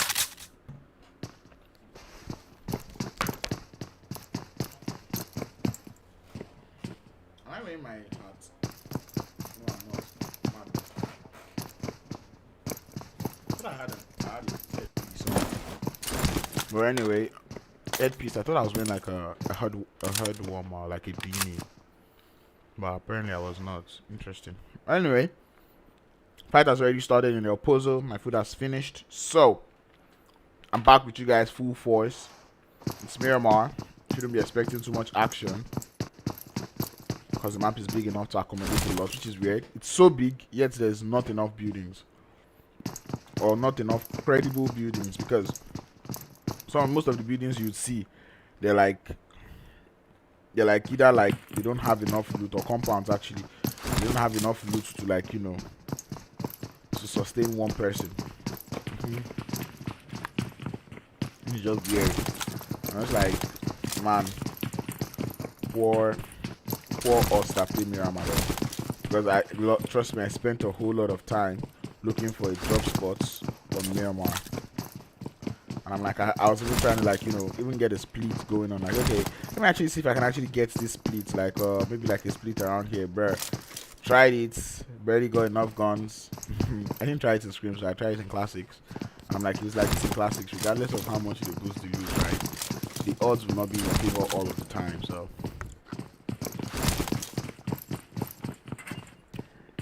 Huge bomber. What? Nah, there's no booster. That's what I'm saying. Like, that's what I was like. When me landing there in classics, I'm like, even if they boost the loot, it's still not gonna be enough, right? Because Miramar is a match where you want to have as much bandages as possible. I'm thirsty. I need the juice. What do you mean you're thirsty, Siri? Am I not charging you? You people should come and save me from cereal. I actually plugged my phone a long time ago. Like, my phone has been plugged all day. Drinking apple juice. There you go. She's drinking apple juice. I am drinking pineapple juice. Apple pen. Pineapple pen. Pen pineapple. Apple pen. For those who savvy the vibes, you know what I'm singing. But anyway, like I said, it's going to be quiet Miramar. I feel like going to grab more food so I can just eat. Maybe till like zone 3 when these players eventually decide to fight. Because as you can see, the guys from El Pozo are already looking for a way to practice social distancing, as there's a little bit of a gap between both teams. Anyways, playing Africa in Picado as usual. The Drogons holding it up in Power Grid as usual, getting away from Power Grid already because obviously they have to leave home to go and hustle for the bread. Blackjack Esports out there in Los Leones, Nibble Odyssey on the other side of Los Leones. Impala being held by Sims Outplayed, Undisputed AE out in the outskirts. Minas definitely empty for some reason. Hacienda del Patron held by the guys from Aphelion Apex, call them the Golden Mirado Boys. G3 Temper out there in San Martin. El Hazard has been held by KHK Africa, Sarah Bonka, Campo Militar, MT. Honored Souls out there in Torre Alhumada. KHK Esports finding their way out from Lacobi era. Crater Fields being held by Immortalz, Sahilo P, as the remaining members already finding their way into the zone. They find themselves on the outskirts of San Martin, and G3 Temper definitely learning from what happened in the weekend, and they're like, nope, we're not going to be staying in San Martin again, because the last time they were in San Martin, they received visitors that they were not expecting, being the guys from Drogons and Immortalz. Didn't end up well for them, and they're like, no, we want to have good Miramar games, and we're definitely not going to be taking all those early engagement, because obviously you don't want blood on the walls of San Martin, right, or of your home. So they're like, nah, bruh, no need for blood on the floor. Why is my voice low? Yeah, my voice is low because I am talking my bedroom voice right now. I'm being calm because I'm only surviving on a little amount. Hey, increase audio, my G. Oh god, my voice is even loud. And people are telling me it's not until I scream. I'm just the one that is not actually talking loud, right? I'm the one that's not talking loud. But trust me, my voice is gonna get louder the instance this lobby gets lit up. But anyway, see Esports though. They have pushed up close to some of the members from Not Gaming. I thought they were practicing social distancing, but these guys want to obey COVID rules. Anyway, Wisco out there on the side. Jaeger still holding it up on the top of this building. You can definitely hear Yoto Wahala, right? Right? Yato Valhalla. Crowns cast Mzanzi next season. Oh man.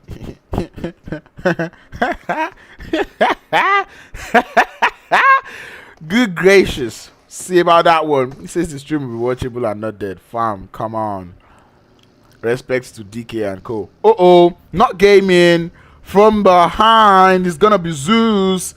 Wahala, or sorry, Valhalla is now in Wahala. A whole lot of Wahala, and in case you're wondering what Wahala means dipshit. That being said, it's a 3v1. The question is, can Valhalla do this? The answer is no, because Wisco definitely out here is gonna get that instant thirst. Man. BJE. Man, 6-9. You see that your reply? Golden. Blackjack Esports decided to take that early engagement, but guess what? Nibble Esports showing them and explaining to them, oh no, why Miramar is also considered as the third party central of the game. The third party shot is going to be taking them out, and that is going to be the instant thirst coming out onto Blackjack Esports. They don't like that one. This is definitely not what they wanted. This is not. Oh, breakfast!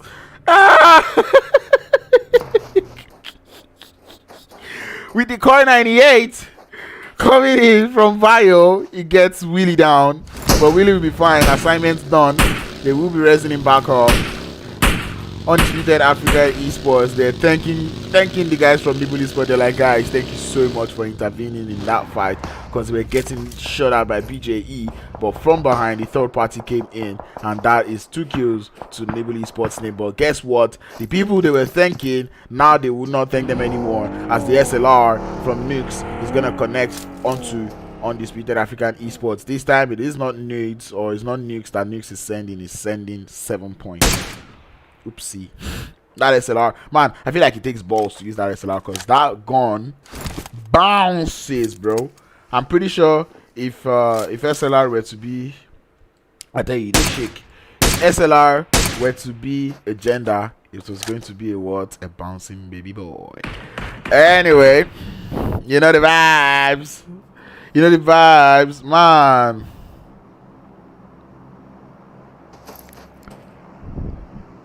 My voice is not low. I'm just not talking loud, right? And I can't be screaming in your ears, because I've realized that, my in-game sounds are not so loud because I reduce them, because I don't want them to shadow my voice or overshadow my voice, right?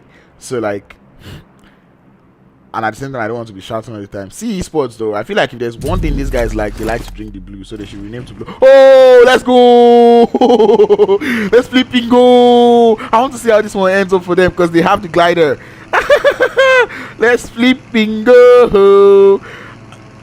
Ladies and gentlemen, welcome to flight 737.327, going over from the El Pozo to the safe zone.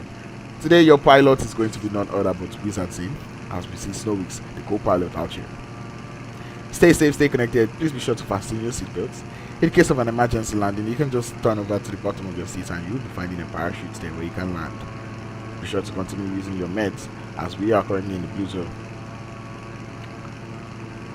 I'm on a breakfast to you die straight, boss. You're not gonna deploy any parachute if you jump out of the glider. Oh no, we're about to crash. Mayday, mayday, mayday, mayday. People are gonna be so pissed. Yeah, I know. But that's the thing, I don't think they can take off from this place, right? Because the terrain is not smooth. So they need to, like, so it is mayday. Anyway, that was an emergency landing. 0 casualties, we'll be fine. BBC though, rotating very close to the guys from G3 Temper, and I don't think G3 Temper are feeling very hospitable today. As you can see, them already shooting at them. They're like, nope. Look at Kratos, Amar, and the guys from Pain Africa getting started on that western edge of the circle. I think it's still like a long range engagement, as BBC will be losing some players to some of the members from G3 Temper. Do they want to push in on that one? That is the question. It's long range engagement from Slime4KT at Pain Africa, so I'm not gonna pull over there just yet. As we all know, Miramar, you should be there for that long range engagement, because Miramar is like the only map where M416 turns into a sniper, or maybe an or maybe a DMR, bro. But anyways, G3 Temper just getting those knocks, trying to gather that information. Now they know who's there, they know who's here with them. And Valak serves how Oh, Immortalz are also close. They're in the vicinity. Okay, that makes a lot of sense now. You see this beautiful split, or maybe a dangerous split coming out from Aphelion Apex here. They've got a 2-1-1 split. I want to see how that one's going to play out for them. Hopefully they can use it to the greatest advantage. Gather as much information as they can.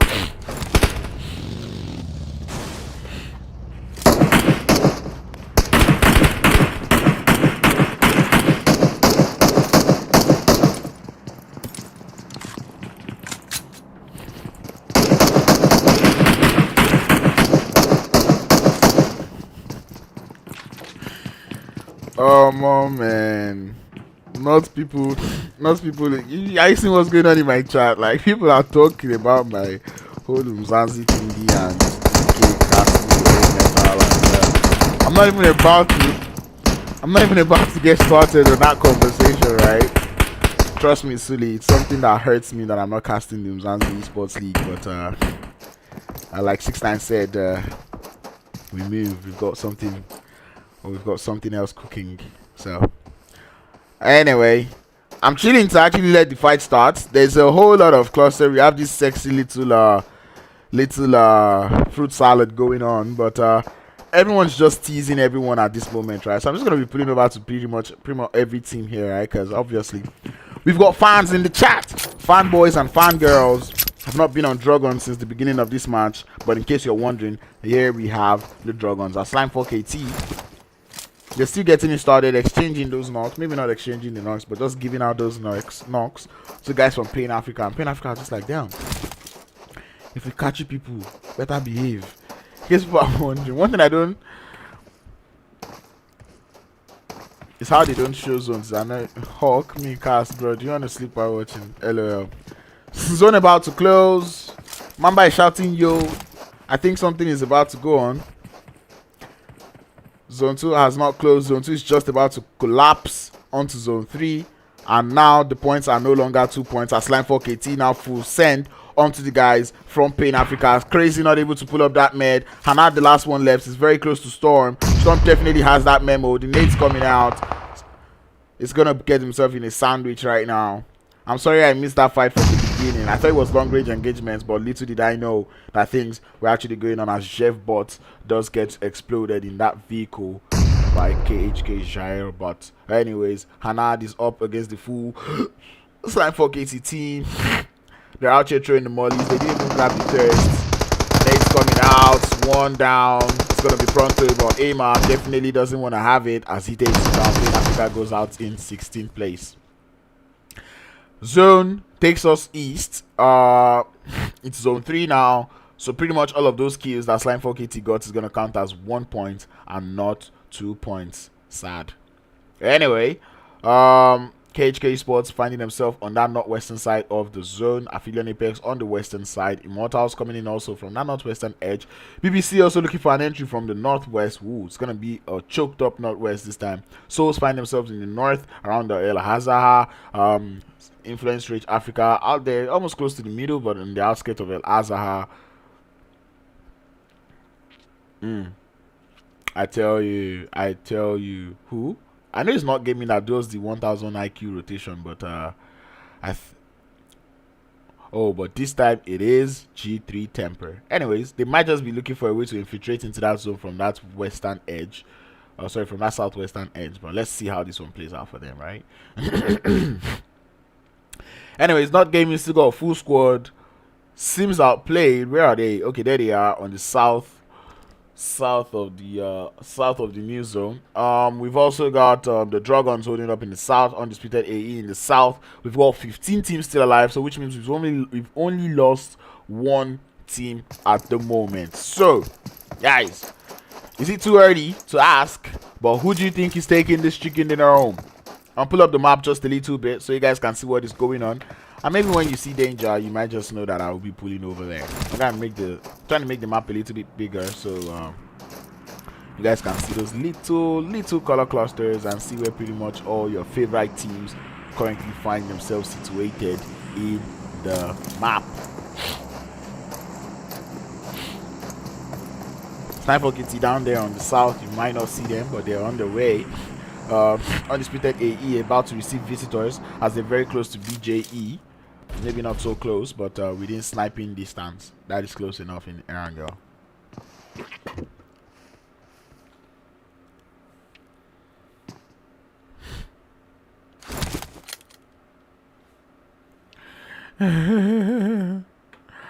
Oh my goodness.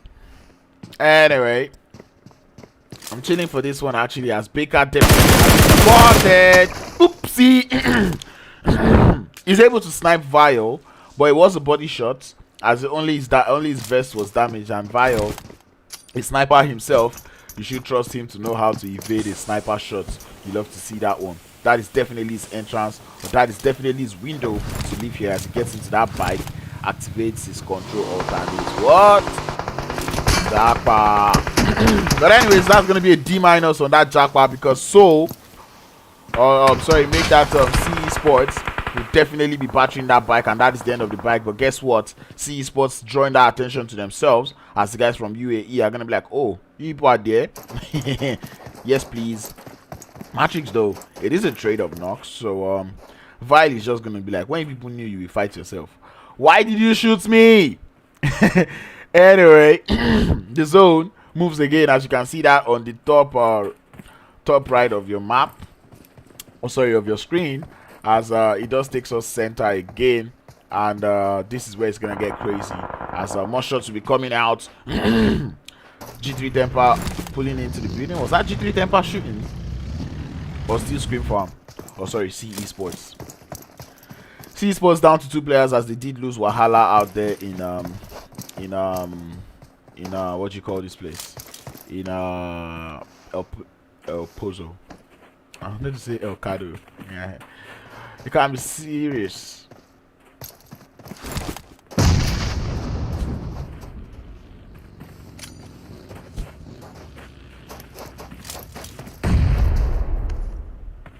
I'm trying not to read the chat, right? Because it's very engaging, yeah? Aphelion Apex with G3? How? Anyway, 6 God gets taken out. And Lamumpa and the boys from Drogons are getting pushed by Undisputed Africa squad. Dan gets spotted, goes down. Nero might just photo suit, but Shetty boy goes down to the drop shot from Steepy. That was actually nice. And the Dragons will be left with just 2 players. It's Lamumpa up against Baker, and Baker's got Molly, he's got fire, and he wants to throw that one out, as Nero trying to see if he can lay a little bit of support fire, but he just might get spotted. Oh! Not Gaming also getting it started with Sims Outplayed, and I think that's going to be Sims Outplayed. Not Gaming is definitely here for their revenge. Whatever happened in Sandhawk, they still want to ash it out, as now fight is going on everywhere in the map. I see fights also going on in the north eastern side of the zone, with Influence Rage up against the guys from Honored Souls. That one is still going on. Drogons is still here. Flacco and the boys from G3 are pulling in for the third party, and bro, this is not looking good at all for the Drogons. And Aphelion Apex also seems to be on the receiving end of Flacco's mini 14. Anyways, that's going to be the end of the guys from Honored Souls as we go out to Influence Rage Africa. Zone about to close up again. Blessing goes down. Nero still holding it up, and he's going to be able to grab that rest up onto his teammate as Slime4KT dealing with the guys from CE Sports. Ooh, not Gaming also. Is it not Gaming taking out Slime4KT? I thought it was ScrimFarm, but Nukes also in this fight. Nibble Esports also in this one. The long range engagements definitely getting me confused in this one. Slime4KT are going to be left to 2 players. Vile eventually finds a way into the zone, goes prone right in the open. I don't know how, why. Spots out Wisco. The voices in his head are probably like, shoot him. They're like, no, wait for him to get into testing range. And guess what? The work is going to be done by the boys from Slime4KT just right behind him. Zone shifts us north. Nobody pretty much has that zone except Nibble Esports, BBC, and Influence Rage Africa, as they seem to get more comfortable in that zone. Undisputed African Esports also taking up a little bit of hammering. Shots be coming out. What was I saying about M4 being a sniper? As you can see, goes pro, gets those shots up onto Storm, but it's going to be CE Sports Wizard to get that knock as he tries to single tap away to see if he can get that thirst. He's like, give me what is rightfully mine. Anyways, Aphelion Apex also getting in an engagement, as I did see Siko on the QP. Vile looking for a way into that zone, but he just might be serving himself as a beautiful plate of stew onto the guys from Not Gaming. He does decide to stop, but BJE up on the top of that. Oh, sorry, make that influence rage. It's gonna be Vindex who just grabs his heel, but he's not looking in that direction. The guys from Not Gaming, they definitely want to take out just that one guy because they know how much just one guy can actually affect and influence their rotation and every single action that they make, as Influence Rage Africa will continue to batter them with the shot. 10-7. Ooh, Zeus, another one of the sniper maestros we know. Gonna be out here holding the car 98 as the Drogons getting it started on that southern side of the zone. I think they did take out the guys from UAE, and we're down to 10 teams left in this lobby. Seiko still out here very close to Gunnar as Gunnar activates the jackpot card, trying to get out of that zone. But Jada and the boys from Not Gaming will be taking some shots at G3 Temper as the push flago from that place. Gunnar also follows suit. G3 Temper out. We're down to 9 teams left in this lobby. Dragons getting some shots by the guys from who? I don't know. But anyways, they're in the blue zone. They might just be suffering a huge fate as they get into the blue, one after the other. Nate's coming out. It's gonna be none of that but Vindex with that 2-piece nade onto the guys from Nibble Esports, and definitely he wants to push that one because obviously who doesn't want to push that one? The zone doing his damage onto Slime 4 KT as Storm bleeds out to that blue zone. 7 teams left. BJ Evil eventually goes out, and bro, Miramar just became Sandhawk Pro Max as it is now crazy. It is now it's not gaming though. What is that recoil? Vindex with the M762 and a 3x. Definitely sexy stuff you really love to see. Aphelion Apex down to just 2 players. As one shot is coming out. Nora getting tagged up. Vindog goes down 2. It's a trade of none. And who knows if anyone gets in the vehicle just right. Oh, that nade! That nade onto Nukes. Rusty is there to steal the kills. Rusty knows. He gets one down. Gets that first. They have to deal with Influence Rage Africa. Blessing takes those shots. Gets Vindex down. They've got a little bit of... I don't know who's with the AWM. But that person definitely doing the Lord's work as Rusty pushes up onto Willie. Goes down. But the Molly from Blessing is the one that actually took down Rusty. And no, Blessing. Blessing turned off friendly fire. And this is what happened. My goodness God. Hopefully Blessing puts it in his next montage though. Anyway, more shots coming out. It's a choked up zone. Even my other map is lagging because I can't even see plenty stuff. But anyway, that being said, more shots is coming out as Vindex is taking some shots at some of the members from BBC. They definitely don't like this one. Vindex with that 3x on that M762. And it's even more stable than my M416. What the flap is. What the frack is Vindex on? Because really, I want some of that. Blessing the last one left for Aphelion Apex as we're now down to 4 teams left. And you can guess who is alive for KHK. It is Lewis, the man, the myth, the legend, the lone survivor. Oh, actually, he's not the only one. Actually, he's alive with Jaribot also sitting down close to him. But Blessing, he's on their tails. He knows they're there. And Blessing himself also has to hustle for the zone. As the guys from Nibble Esports, they have to also grab that rest. But KHK Esports, they've got less than 40 seconds to get into that next zone. So the question is, how are they going to do it? Because they've got only 6 first aids up to the hands of Lewis. And now Lewis is just trying to see if he can suppress fire up against Blessing, who's trying to gatekeep him. But the answer is no, not quite able to do that. He's down on health, and I'm going to be pulling over to the other parts of the map to see what's going on as Influence Rage have a very sexy going on in that zone. Jaribot's finding Vindex, as down goes Vindex. We might not be seeing his M762 anymore. I really like to see that one because that was sexy to see. That show is definitely something I really envy. But anyways, Jaribot with 3 kills, about to make that 1-4 as he's pushing up close to the guys from Influence Rage Africa. The question is, does he have nades? He's trying to get all his angles right before he pushes up onto that fight, trying to get Lewis. Drops that last first aid for Lewis, and Lewis is like, come on bro, I believe you can clutch that one, as they're hoping to go for that huge strat in this one. 10 players alive, 4 teams left. Not Gaming, for one way or the other, are able to get all their players up. Jaribot has to run, trying to find a way into the zone. He's got that M762 in hand. He has the terrain to also play. Right behind him. He gets one down, tries to get Blessing, but there's just too many people for one Jaribot, and down he goes. The person that knocked him is not even the person that thirsted him, and that is to show you how crazy that was, trying to get into the zone as we're now down to 3 teams left in the zone. Blessing does get taken out, and Lewis is going to be doing what Lewis does best, healing up. No offense there though. That is actually just me praising Luis, because that dude does what many players cannot do. Not so many players know how to spam that heal button, but he definitely knows how to do it, and he might just be able to clutch a second place win, provided these guys decide to take this fight early on. He had only like 7 med kits, so the question is, how much can that do?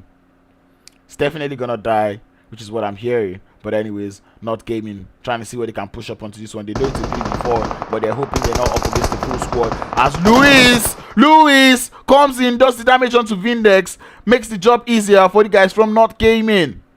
Saledo holding it up on that angle. Wow. The spoiler from Luis though. Zeus is definitely not aware, but guess what? He gets taken out by N7. It's a 1v2 up here. Saleh gets one down, but Aduzi definitely doing the work. Snora OP, bro. This man is seriously OP. The drop shot from N7 is gonna be saving his life, as this guy doesn't have the ground. Oh no. Influence Rage Africa walk home with that chicken dinner. A shit ton of kills to follow it, as that is 10 kills going with that winner chicken dinner. You really love to see it. That was actually very sexy play coming out from the boys from Influence Rage Africa. I like the way they played it. Came in from the north, went to the east, came back to the middle, and that was just absolute precision coming out from the guys from Influence Rage Africa. No better way to play this one. Vindex without 3x on that M762 did quite a whole lot of damage. 3 kills to his name, and bro, that is something I really envy. Nibble, make that Not Gaming in second place, also doing just as well, finishing with 8 kills to their name. KHK Esports in third place with 6 kills to their name. Aphelion Apex in fourth with 7 kills. BBC in 5th place with 1. Nibble Esports in 6th place with 3. Slime4KT in 7th place with 5 kills. Blackjack Esports in 8th place with no kills. Drogons in 9th place with 4 kills. Guys from G3 Temper in 10th place with 1. Undisputed African Esports in 11th place with 3 kills. Immortalz in 12th place with no kills. C Esports in 13th place with no kills. Honor Souls in 14th place with 1 kill. Seems Outplayed in 15th place with 1 kill. And the guys from Pain Africa going out first in 16th place with 0 kills. Back to my beautiful face, shall we? And this time, I'm no longer wearing my... What's up, everybody? Yep, it's summer vibes. You know the vibes, and you can just see the little pineapple close to me, and I'm out here drinking pineapple juice. So you really love to see it. I'm out here feeling pineapple, in case anyone asks. But anyways, that was actually Miramar. That was sexy, bro. I don't know about you. I enjoyed that one. I don't know. Like, I've been enjoying all the matches seriously today, and bro, these players keep busting my head every single time. Look at what this guy Vindex was doing in that game, bro. That guy, that M762, boom. I have seen the only player, maybe not the only player, but maybe that I've just seen though, the only player that I've also seen do that stuff is an EU player, but I've forgotten his name. Hopefully I remember before the next match. But he's an EU player, and he controls like, yeah, it's definitely not Vindex, right? But it's like this player, I've seen him, he uses M762 for long range and his M416 for close range, bro. Like, he's actually he uses that M762 quite okay with pretty much all scopes, bro. I watched his montage and I'm like, bro, what the actual fuck? He has a montage of just M762 alone. But anyways, that one is talk for another day. Yeah, I'm still in the match, yeah. Anyways, that was game 3. We have one more game coming up. It's going to be none other but Erangel. This is the Scripted Elite League, brought to you by ScryPTED Esports in partnership and collaboration with Insider Africa. Proudly sponsored by Last Vengeance and Men of Blood Esports. That being said, go grab yourself water, like the stream if you've not, subscribe if you've also not subscribed, and share that stream even if you have. I see that I got about a concurrent of about 90 and I have 47 likes. I'm not that bad. Come on, guys, I'm not that bad. Let me see you spam that like button. Tell someone that has not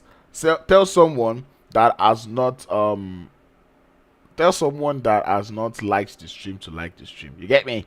That being said, stay safe, stay connected. I'm going to be back in about 5 minutes, so do not go anywhere. Peace.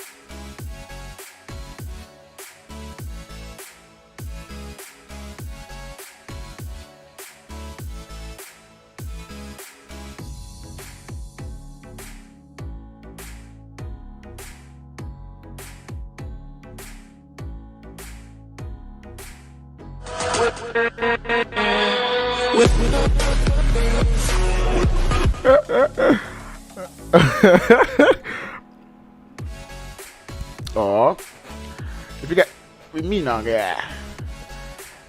We cast her now. This guy not man. This guy not beef. Anyways, welcome back everybody.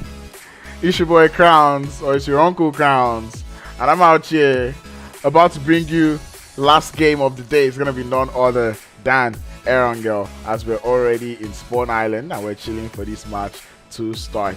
Anyways, I've got 7 in my ear, or I've got Inside Africa in my ear. He's yarning stuff, and bruh, I can't help but laugh. But anyway, I'd love to show you the leaderboards, but this is the leaderboards after game 2, which is going to be showing on your screen in about 2 seconds. What? Maru. So after game 2, you see Sims Outplayed is out there in first place, the same amount of points with Not Gaming. How does Not Gaming have 2 placement points but 22 kills? That is because they have had early engagements in every single map today. So, and they've won most of it. So you got to give it to them. The key points do matter.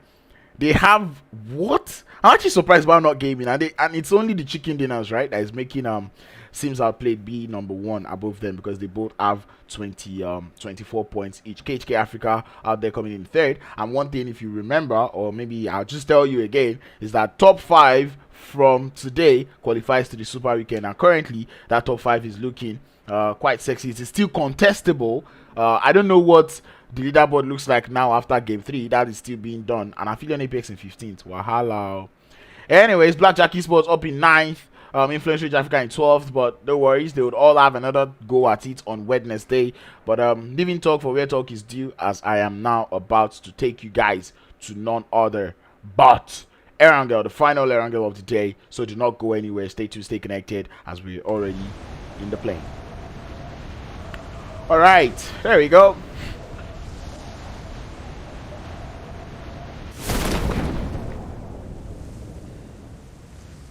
Mamba is shy. I don't think he wants the chats to hear him. But anyways, we have a similar playing path to game 1, if I'm not mistaken. Just that this one moved a little bit to the right. But anyways, taking us all the way from Severny down to the waters of the military island, and Drogons will be thanking their stars and thanking God for these playing paths that are heavily favoring the military island. Anyway, that being said, but you see how this one goes. Everyone is going to where they most likely, or they probably will land, flying for KT, able to get themselves into a vehicle, and they will just be able to rotate. Not Gaming might be following suit. It's not a military island zone this time. It is a central zone, but who knows? It might just play with us and decide to go north. Anyway, I don't want it to go south. If it comes south, right, most of the teams are going to be expecting it to come south, but I prefer for it to go north, like around that Rozok area, you know, that water side where they have to pick between 2 sides. You know, there's not too much cover to work with, so it's just going to be open field, smokes, and vehicles, which is what we love to see. We want to see these teams play in those tough situations, you know. Anyways, Aphelion Apex out there in the Povka, BJE out there in the outskirts. Last time we saw Aphelion Apex land in the Povka, they got taken out on rotation by Blackjack Esports. So let's see, is that going to repeat itself? Aphelion Apex do bring in code into the mix this time. They bench Kage. Oh wait, it's actually Siko that was benched. And you bench top fragger, Aphelion. Anyways, Nibble Esports already getting this started with guys from C Esports, as Willie does go down. Willie definitely not one of the players they want going down, but I guess they still got Vindox, Sharo, and Nix up, so they should be just fine. And you see, the funny thing is, C Esports coming in today with only 3 players, right? And they've actually been doing a lot. I like the fact that even before they start any fights, they reduce their enemies to just 3 players, and then it is then a 3v3 fight, like a fair 3v3. And I like to see that, because right now it is a 3v3 up against C Esports, up against the guys from Nibble Esports, and that is one crucial thing you should have as a team. You should know how to get those early knocks, know how to get those first knocks, even first thirst. Give your team that that advantage over the other team. I never talk finish, person on chop need, and the guys from C Esports know that this is definitely that call to push, as they have 2 knocks now. Sharo is down, and they know that yes, we have Sharo to ourselves. They're not even going for the thirst, because they're like Yoruba would say, Abawabalore will come back and meet you. You get me? But Nukes and Vindox, what are they activating? control alternate. What? Jackpot and the JP, no man. Yeah. They have to run because that is a fight that they can already see that they're losing, and you can see them just heading towards that northern edge of the circle. I don't think Esports is in the mood to pursue them. Valhalla might just be able to spot them provided he has a long range scope. But oh no, no. He didn't see Nukes. Nukes is on his left. Boss, look left. Oh no, he cannot hear me. I know there was a time I was streaming and the people in the game could hear me, which was weird, and I could hear them. Bruh, it was actually so funny because they could hear me, right? and the reason I knew they could hear me was because the person that could hear me, his mic was echoing. So I was hearing my voice in this echo, and it wasn't even like my voice on the stream, it was like my real voice. So anyways, you gotta love this game, don't you? Anyway, there is 16 teams alive. KHK Jaribot is the one that chops breakfast from the red zone. You know, Jaribot was trying to go with my formula of the red zone does not knock OP players. Ha! Guess you're not OP, Jaribot. Yes, I said it. But anyway, the crash has been initiated, and he will be raised back up. I don't even know I was able to crawl back into that building. Maybe the red zone just got him when he was about to enter the building. Maybe he was trying to vault the window, right? And the red zone hit him. But anyways, red zone about to serve itself to the guys from Souls. But Souls, they're like, nope. Maybe we're not OP enough for the red zone. We're going to be getting out of there. You know the vibes. But anyways, Souls, they have a 2-2 split. Only Souls, we send out 2 men to scout, which is actually nice. I feel like that is actually a strategy. In case you're watching now, you should watch it now and see that you can send 2 men to actually scout. So in case one person, you know, so it wouldn't be the situation of, because one thing we always know, one thing we always know is that scouts always die, right? They always die on rotation. So I only have the live leaderboard up here.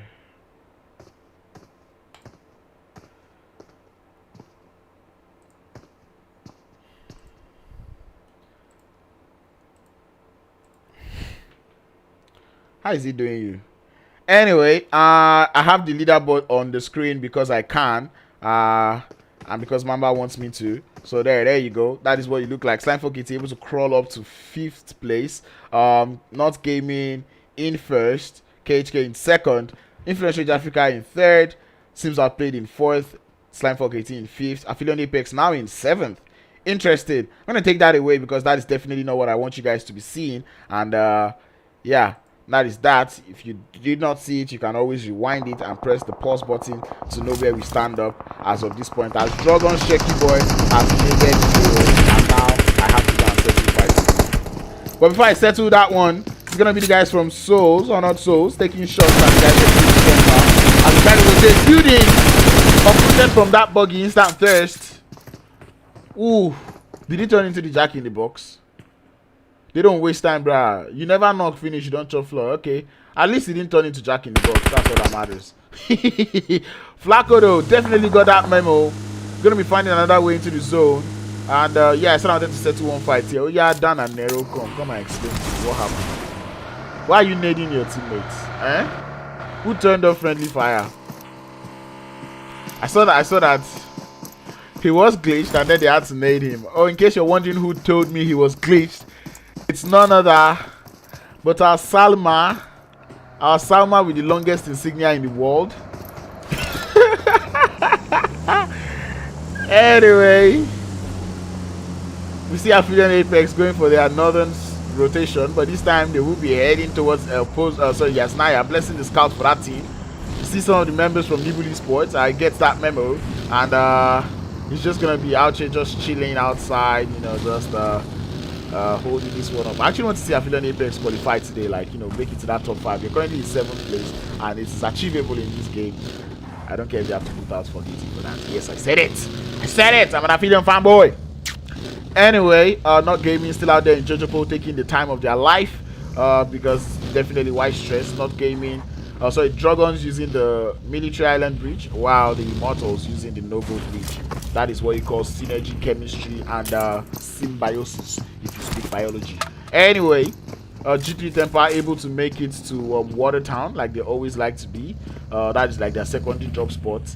Maybe not, yeah, around that side is their secondary drop spot. So it's pretty much they're going from home to home. You love to see it. Blackjack Esports making their way this time, not catching Aphelion on rotation as they find themselves very close to Aphelion though. You know, the instance I heard mini shots, I was about to ask that, yo, where is this man? Nerf me. But then I remember that Gamers Unite Nation, like I said earlier, were not able to make it into today's game because of one or two oity-toities and ulabalus. But they will definitely be here on Wednesday at the chance to make it into that super weekend.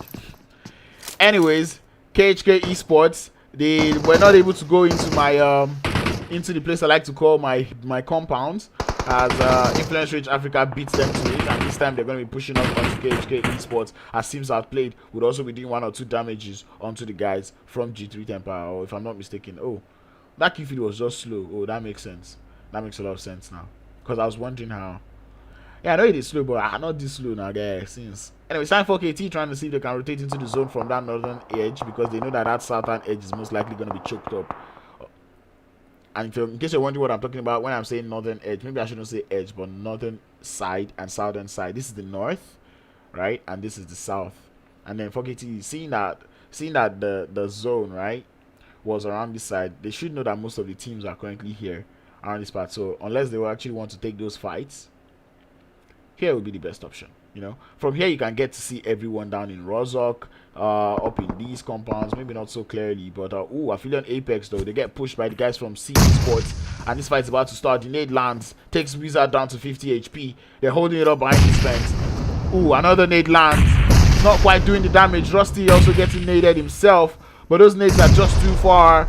Rusty still getting naded. Kage and Blessing could grab that angle, but they're also getting naded themselves.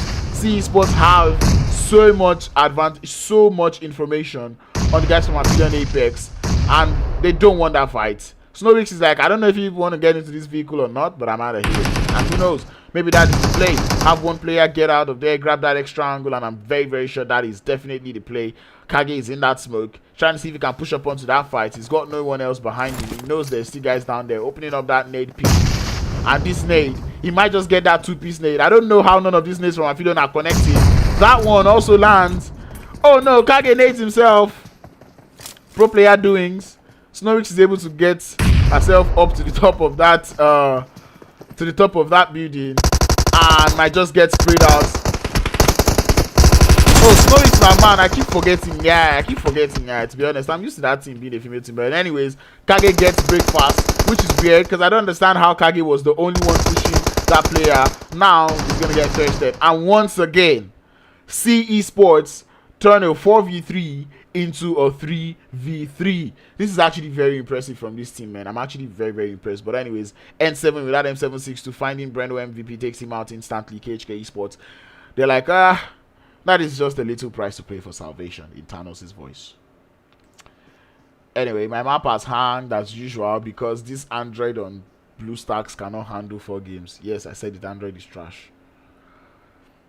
And I prefer to use BlueStacks than Game Loop, because Game Loop is more trash. Anyways, KHK Potato, not happy with that one, gets that knock onto NF, but it's going to be just fine. Esports decide to full send this one, as Aphelion has decided to play this a little bit passively than they normally would. They're still throwing nades that are not connecting. I'm so going to throw these guys tonight. So going to throw them.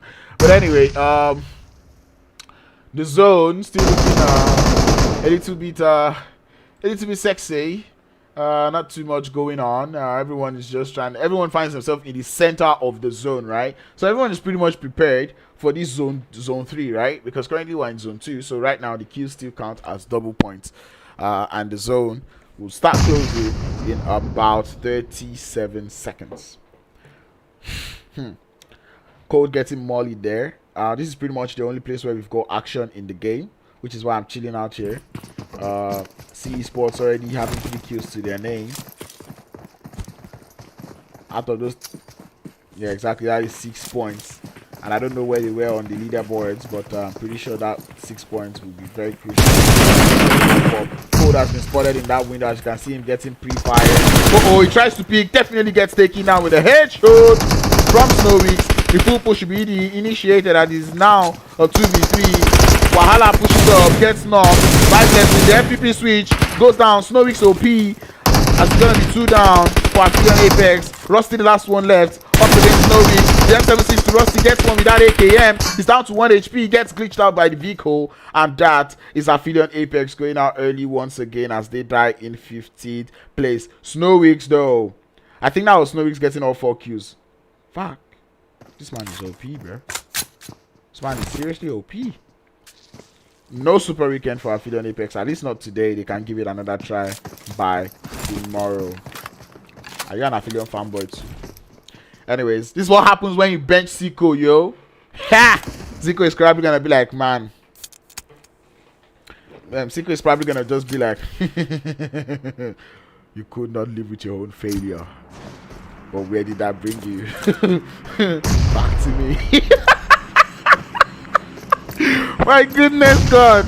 Anyways, this KHK Africa definitely pushed up onto the guys from KHK Esports. They did lose Breno God or Breno MVP earlier. That nade. Woo! Vindex chops that knock through the window. Potato shot through 3 windows to actually get Vindex down, bro. That is actually sexy stuff. And that nade. Break fast. Woo! The nade doesn't quite do all the damage. Ooh. Oh no!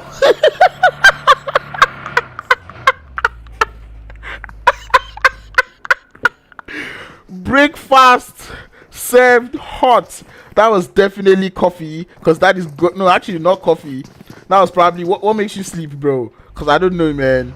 That definitely sent him back to sleep, man. Because, bro, it's not even a matter of they can't revive him. They're actually gonna thirst him.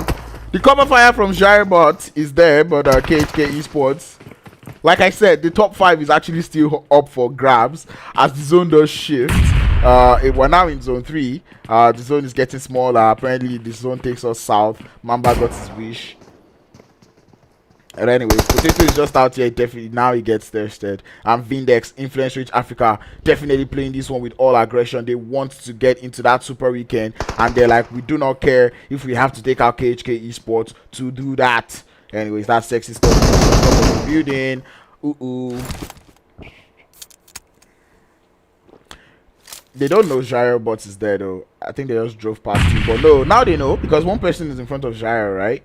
Or 2 people actually. Saleh and Hansley are still in front of him. So Gyro is not even looking towards them, right? Mado. Ha! They don't know. And now Gyrobot, this would be the time to pull out the JC card.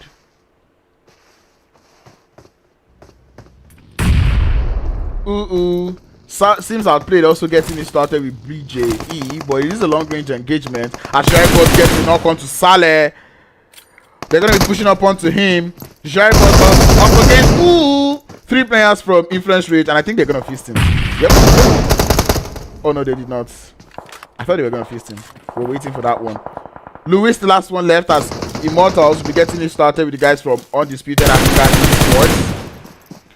Umar gets 1 player down, and the remaining players stayed on. He's just going to get out of there as Wahala gets knocked again by Not Gaming. What's with Not Gaming and the guys from CE Sports, bro? I feel like Not Gaming is probably the only ones that can handle CE Sports at this moment. As Not Gaming push up, they get 1 knock. It's going to be none of that, but Wahala is getting punched, obviously. Well deserved, because they're like, nah, bro. Get off my... If you know what? Hey! Do you want to kill him? Anyway, Snora is alive. Thankfully, we didn't turn off friendly fire. Slime4 KT still have 3 players alive. I don't know how, because I did see them in an engagement. But Luis, though. Luis, can he clutch it? Luis, can he clutch it? Why is he not taking me there? Or has Luis been clutched? No, he has not. Anyways, they know he's here. And this push from Influence Rich Africa, bro. The aggressiveness is so sexy. M7 spits white. So does Hansley. As Hansley goes down, he tries to switch to the nade, but he's got that AKM at hand. It's the AKM up against the Thompson. The Thompson wins every single time, because that gun's shooting speed is just too OP. And that's going to be the guys from KHK Esports going out in 15th place. I think they only got 1 kill to their name. Quite sad. Funny how they got the first kill, but they lost the fight. So that's what that's that they didn't get the first kill. I swear they got the first knock though.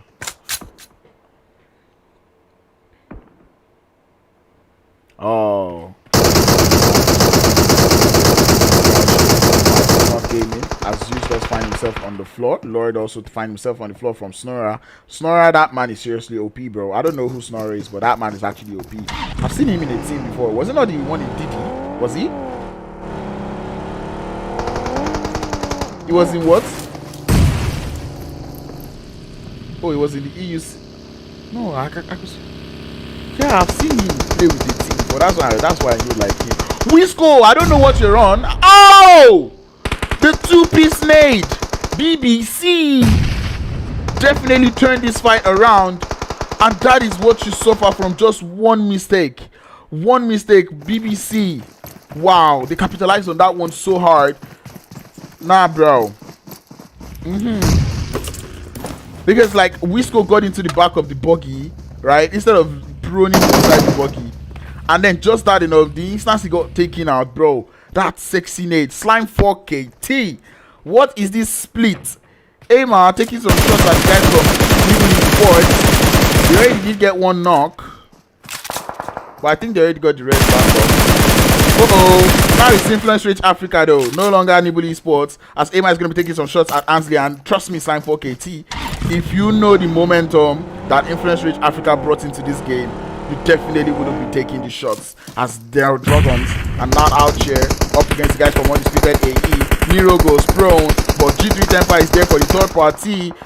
I don't know, that looked like Sheki was shooting from his butt, but Sleepy has an assignment to deal with. He has to answer that one as Nero goes down to shots from King. I mean, the guys from Drogons find themselves in a huge cluster. They're out here up against Sleepy and the boys from UAE, G3 Temper, and Pain Africa. I see no way Drogons getting out of this one. Lamumpa forms up on that fight, and bro, there is no getting out of this one. You don't form up on these fights. As Lamumpa goes down, Dan goes down, Sheki Boy follows suit, and that is Drogons going out to 3 different teams. I call that one as the guys from Honored Souls will be taking some fights, or sorry, some shots, actually up against the guys from BJE. Immortalz also putting up into that fight. Trust me, when it comes to, if there's something I know Immortalz love to do, it is to third party fight, as Umar also pushes into this cave.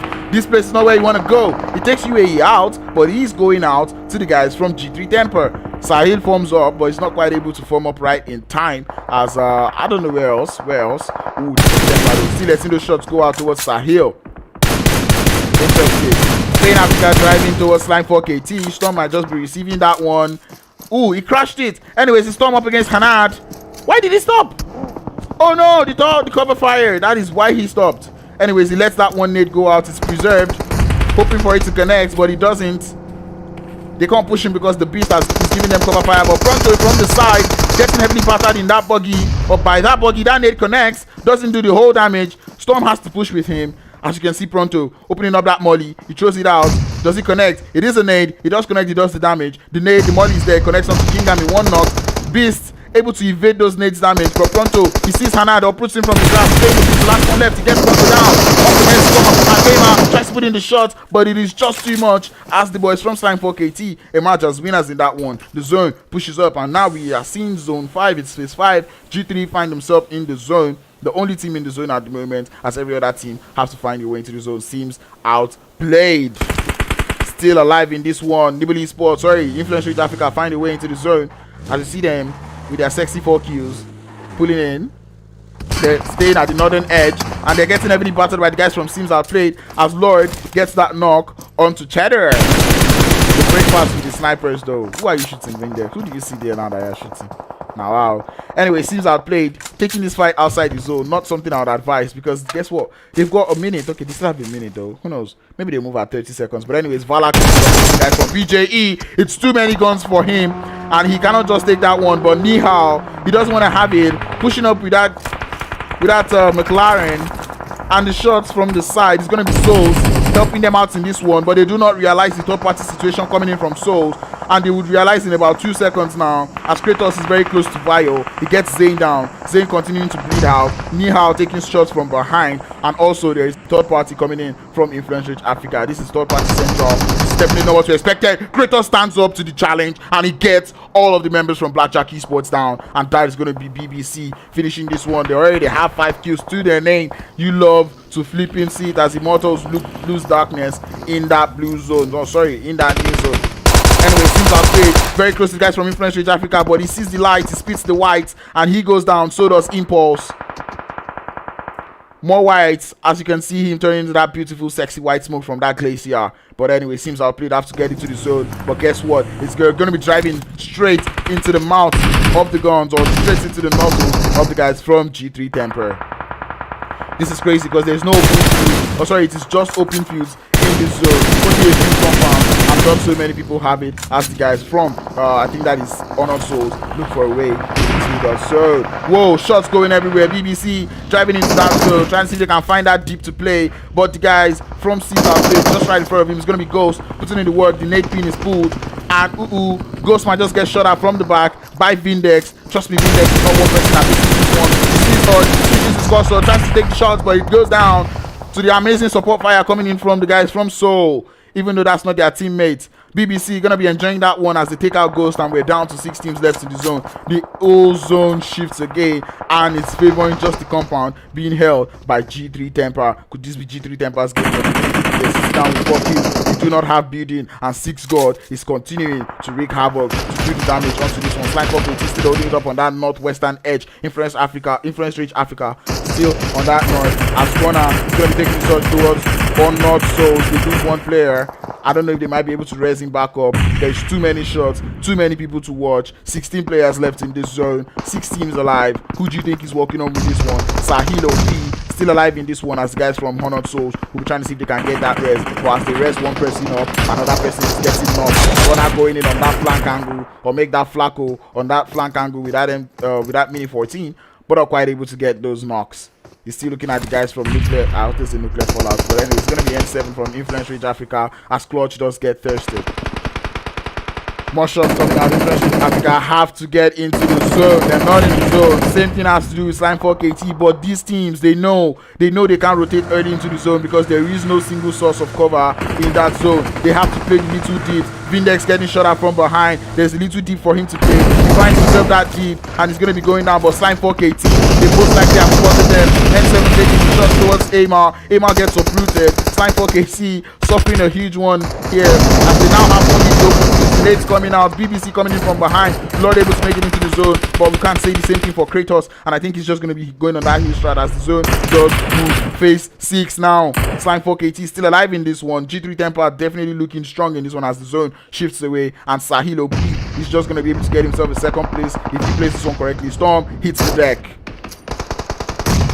Nades coming out from BBC, and that nade is good. It connects, but Hansley just got off that first aid. It's like almost simultaneously, yeah. But anyways, more shots coming out. Sahil, you definitely don't want to be shooting because there's still 8 players alive and 5 teams left. And woo, how are there 5 teams, bro? That's G3, that's Influence Rage, that is BBC, and that's Slime4KT up against Immortalz also. So yeah, that is 5 teams. G3 Temper have this real estate, and that nade from 6 God connects onto Vindex. Hansley trying to see if he can go for that res, but that was where that nade was just thrown. Another one is going to follow suit, and he might just get that 2P 6 God. Is he cooking another one? No, he's not. Interesting. The push cannot be initiated, and this is where things become quiet. Slime4KT have just 1 player alive. It's going to be none other but Pronto, the man, the myth, the legend. We've seen him do this before. We've seen him survive as a solo. He does that very professionally on Miramar. And Flacco goes for the side flank. He does find out Hansley, and he's going to be pushing up onto Vindex. Oh, the nade's coming out. Flacco, come on. It's just 1 player. Push it. Push it. He's waiting for that smoke to expire. Smoke expires. Yansh is opened. Vindex goes down. 3v3. 3v2. Sorry, 3v1. What's going on? Pronto gets spotted behind that buggy. The shots coming out from Flacco with that AKM. More shots still coming in. from the bottom of the tires. Pronto gets spotted and down goes Pronto. Immortalz last moment and definitely know where he is. Gunner has got his eyes on the prize. He sees that smoke. He's pushing up onto it. He knows Sahil is there. Switches over to the Uzi, jumping up. But Sahil, he wants to deny them the point. He knows that there's no going back or there's no going front here. And G3 Temper. Since last week, I have begged this team for a chicken dinner, and they come in on week 2 to tell me that Crowns, Courtney, you've wanted this chicken dinner. Here is the chicken dinner, and we're going to be serving it to you with how many kills to go with it? That is 11, 12, 13. Wait, what? 12 kills to follow with that chicken dinner. So that is more like them getting a first place and a first place, because first place give you 12 points, and that chicken dinner, they got 12 kills, and I'm pretty sure out of those 12 kills, they got some in the early zones, which means that they're actually going to be getting more than 24 points, like I have calculated in my head. But either ways, that is a GG well played by G3 Temper as they finished this one first place. 12 kills, like I earlier said. Building got taken out early on in the game, but guess what? That did not stop them. That allowed them to stand up stronger, and they won that game. Second place is going to be none other but Immortalz as they finish that one with 3 kills. Third place is going to be Slime4KT with 3 kills to their name. BBC in 4th place with 7 kills to their name. Influence Rage in 5th place with 7 kills to their name. Honored Souls in 6th place with 4 kills. Sims Outplayed in 7th place with 3 kills. Blackjack Esports in 8th place with 1. C Esports in 9th place with 7 kills. Pain Africa in 10th place with 2. Nibble Esports in 11th place with 0. Undisputed African Esports in 12th place with 2. Drogons in 13th place with 1. Not Gaming in 14th place with 2. KHK Esports in 15th place with 1 kill. Aphelion Apex going out first in 16th place with 0 kills to their name.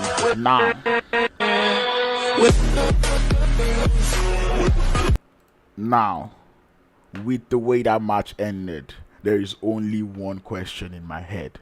Who is, or who are the 5 teams that qualified to the Super Weekend on Saturday, or sorry, this Friday?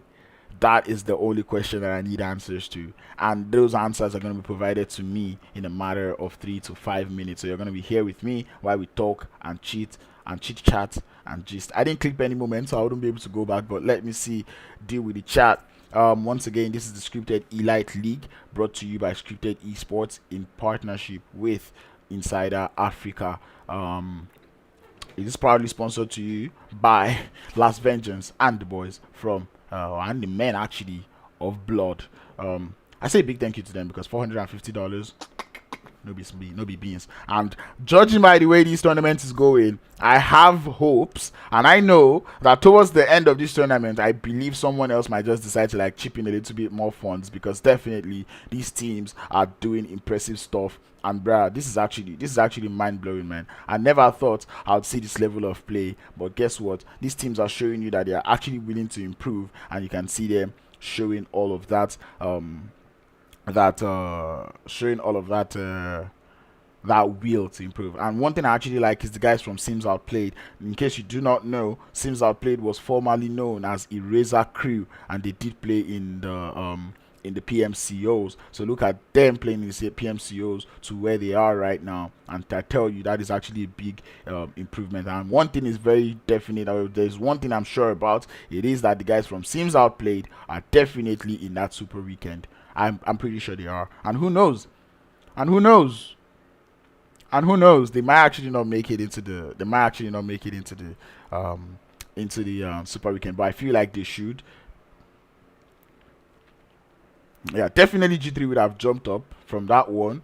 And 4KT finishing in 3rd place, is that enough?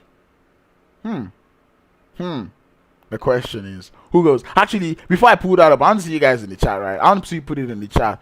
Who are the 5 teams that you think are going to the Super Weekend today? If there's one team I know that is not making it to that Super Weekend, it's Aphelion Apex. I'm a flipping troll, to be honest. Anyway, I will continue to troll these guys, man. I'll continue to troll them, man. I'm a fanboy, but at the same time, I will troll them. That is what my own fanboy comes with. But anyway, I'm really hoping to see how this one. And you know, the funny thing, or what makes this more interesting, is the fact that most of the teams that will qualify into the Super Weekend today, right, is going to leave like, I don't know how to say this, right, but one thing I know is that Wednesday's matches are going to be way tougher because we're going to have Gamers Unite Nation, 7 AOK, all of these teams that didn't make it last week. Those 5 teams are going to be so ferocious coming into this next day of gameplay. And trust me, Wednesday's matches is not even any match, or it's not a day you want to miss. That being said, 93 concurrent viewers at the moment and 58 likes. I'm losing. I need about 30 something. So please, let me see you drop that like on the stream. I know I did well. So that being said, please like the stream. Share the stream as it's not too late. Also subscribe if you've also not subscribed. Scripted Esports, there. I have that Discord link down there in the description, so check that Discord out if you want to keep up with this tournament and every other tournament that is coming on in or along the year, or that Scripted Esports has to offer. They also host last call streams. If you check my page, you see me stream a bit of, what am I saying? If you check my channel, you will see me stream a bit of the last call screams. So yeah, you might as well pull over. And in case you're wondering, who are these teams that are actually playing, look in that description below. I have the link to the Insider Africa website. That is where you get the updates, the news about pretty much everything that is going on in the PUBG Mobile scene in Africa right now. So if you pull over there, you can check over to the rankings and you'll see pretty much all of these teams that are participating in this tournament. And you know, one other thing you can do there, you can also click on the teams to actually see the players in the teams, the players' achievements. In case you're wondering, oh my goodness, I really like the way Flacco plays, go into that website, click on G3 Temper, click on Flacco, and you will get directed to any one of his social media where you could actually meet him and be like, boss, give me your sensitivity, give me your HUD, or actually give him a follow just because you're a big fan. I know Junior Gaming in the chat actually likes to see professional gaming play, or gameplay. So in case you've seen any player today that you feel like, ooh, I actually like this player, pull up to that website, pull up to the team name, pull up to the player, and you will be directed straight to their website or to the closest place you can actually access either one of them. Now this is exactly what I'm telling you, that website is actually top notch. You actually also see the things that each teams have actually accomplished. I think it was last updated last month. So up until last month, you can see how much each team have accumulated in the past year. And bro, what did Lost Lazarus say? What did this guy say that I come to any comp and I'll show you how I destroy your, and K9 just had to time him out. Anyway, my leaderboards have been updated and there they are. Dun dun drum roll. It seems Outplayed did not make it. 4KT did not make it with just 1 point. Look at Influence Rich Africa. G3 Temper flew 9 places. 9. G3 Temper were currently seated at 12th, right? Or actually 12th or 13th, and they jumped up 9 places to get themselves into the Super Weekend. And you know one thing, I'm actually very impressed. You see what I was saying about the teams that are going to be coming in on Wednesday. Not Gaming did not qualify for the last Super Weekend. And look at how much ferocity, how much intensity they came in with today. Finishing second place. 34 kills, the highest in the lobby. And I'm telling you, be expecting this kind of gameplay coming out from the remaining teams, or the remaining 4 teams that did not make it into the Super Weekend on Wednesday. Now I'm very, very impressed. Now Influence Rich Africa showing their absolute dominance. Influence Rich Africa, in case you forgot, finished first place after this Super Weekend. And here we are again with Influence Rich Africa finding a way into the next Super Weekend. So that is them having another chance, another go at increasing their points. Another team I'm very impressed with is Team BBC, and without saying it twice, KHK Africa making it also into that one. Bro, I'm actually very impressed. I am nothing short of impressed right now at the top 5 teams who have qualified to the Super Weekend. They worked hard for this one, and I'm very impressed. Like, I'm gonna keep saying this, I am more impressed at Not Gaming, because these guys came in and they're like, we missed that Super Weekend, but guess what, we are not going to miss it again. As you can see them, they come in today to actually show what they are worth. Ooh, 777 Duffy just joined the vibes, and guess what, he got the Dory, man. But anyway, Esports tried a lot, and one thing I'm actually very impressed about the is that Ivory Coast, right? Anyways, about that team is the fact that they came in today and played every single game with 3 players. 3 players only, and look at how much they did. They were able to get themselves to 7th place, only 2 points away from qualifying into the Super Weekend. But guess what? They would have another go into it on Wednesday. Slime4KT also not making it there. Seems Outplayed, that I was rooting for, about 5 points behind the qualification number, and we're actually going to be seeing them again on Wednesday. Honored South Africa making it to 9th place, Aphelion Apex in 10th, Nibble Esports in 11th, Undisputed AE not coming in with that fragging prowess that they showed last week, as today they finished 12th place with only 8 Q points to their name. So Undisputed AE, look at it, you had kills last week. What is going on this week? What did you do differently?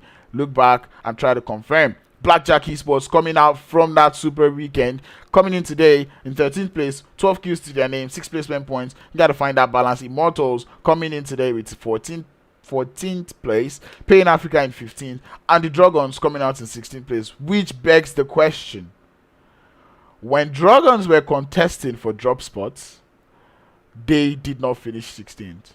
Today that they did not contest drop spots, they're finishing 16th. What is the problem? Should Drogons continue to contest drop spots? Because that seems to be working out for them more than not contesting the drop spots. But anyways, you know how they say it, different strokes for different folks.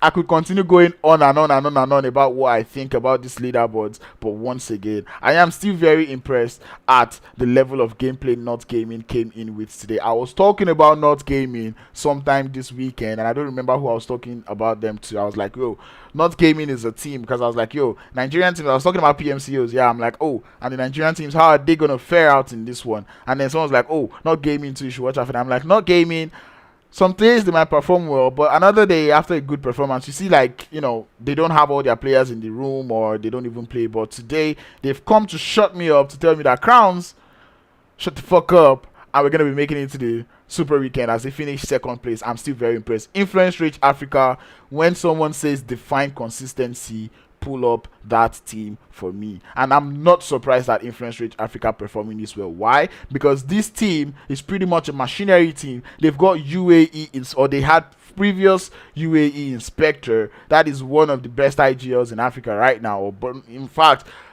one of the best IGLs and scouts in Africa right now. We did see him show that amazing talent in the PMCOs. And they also have Sully on that team. They have Hansley on that team. They've got Bad Boy Vindex on that team. And there's one player I'm also missing. What?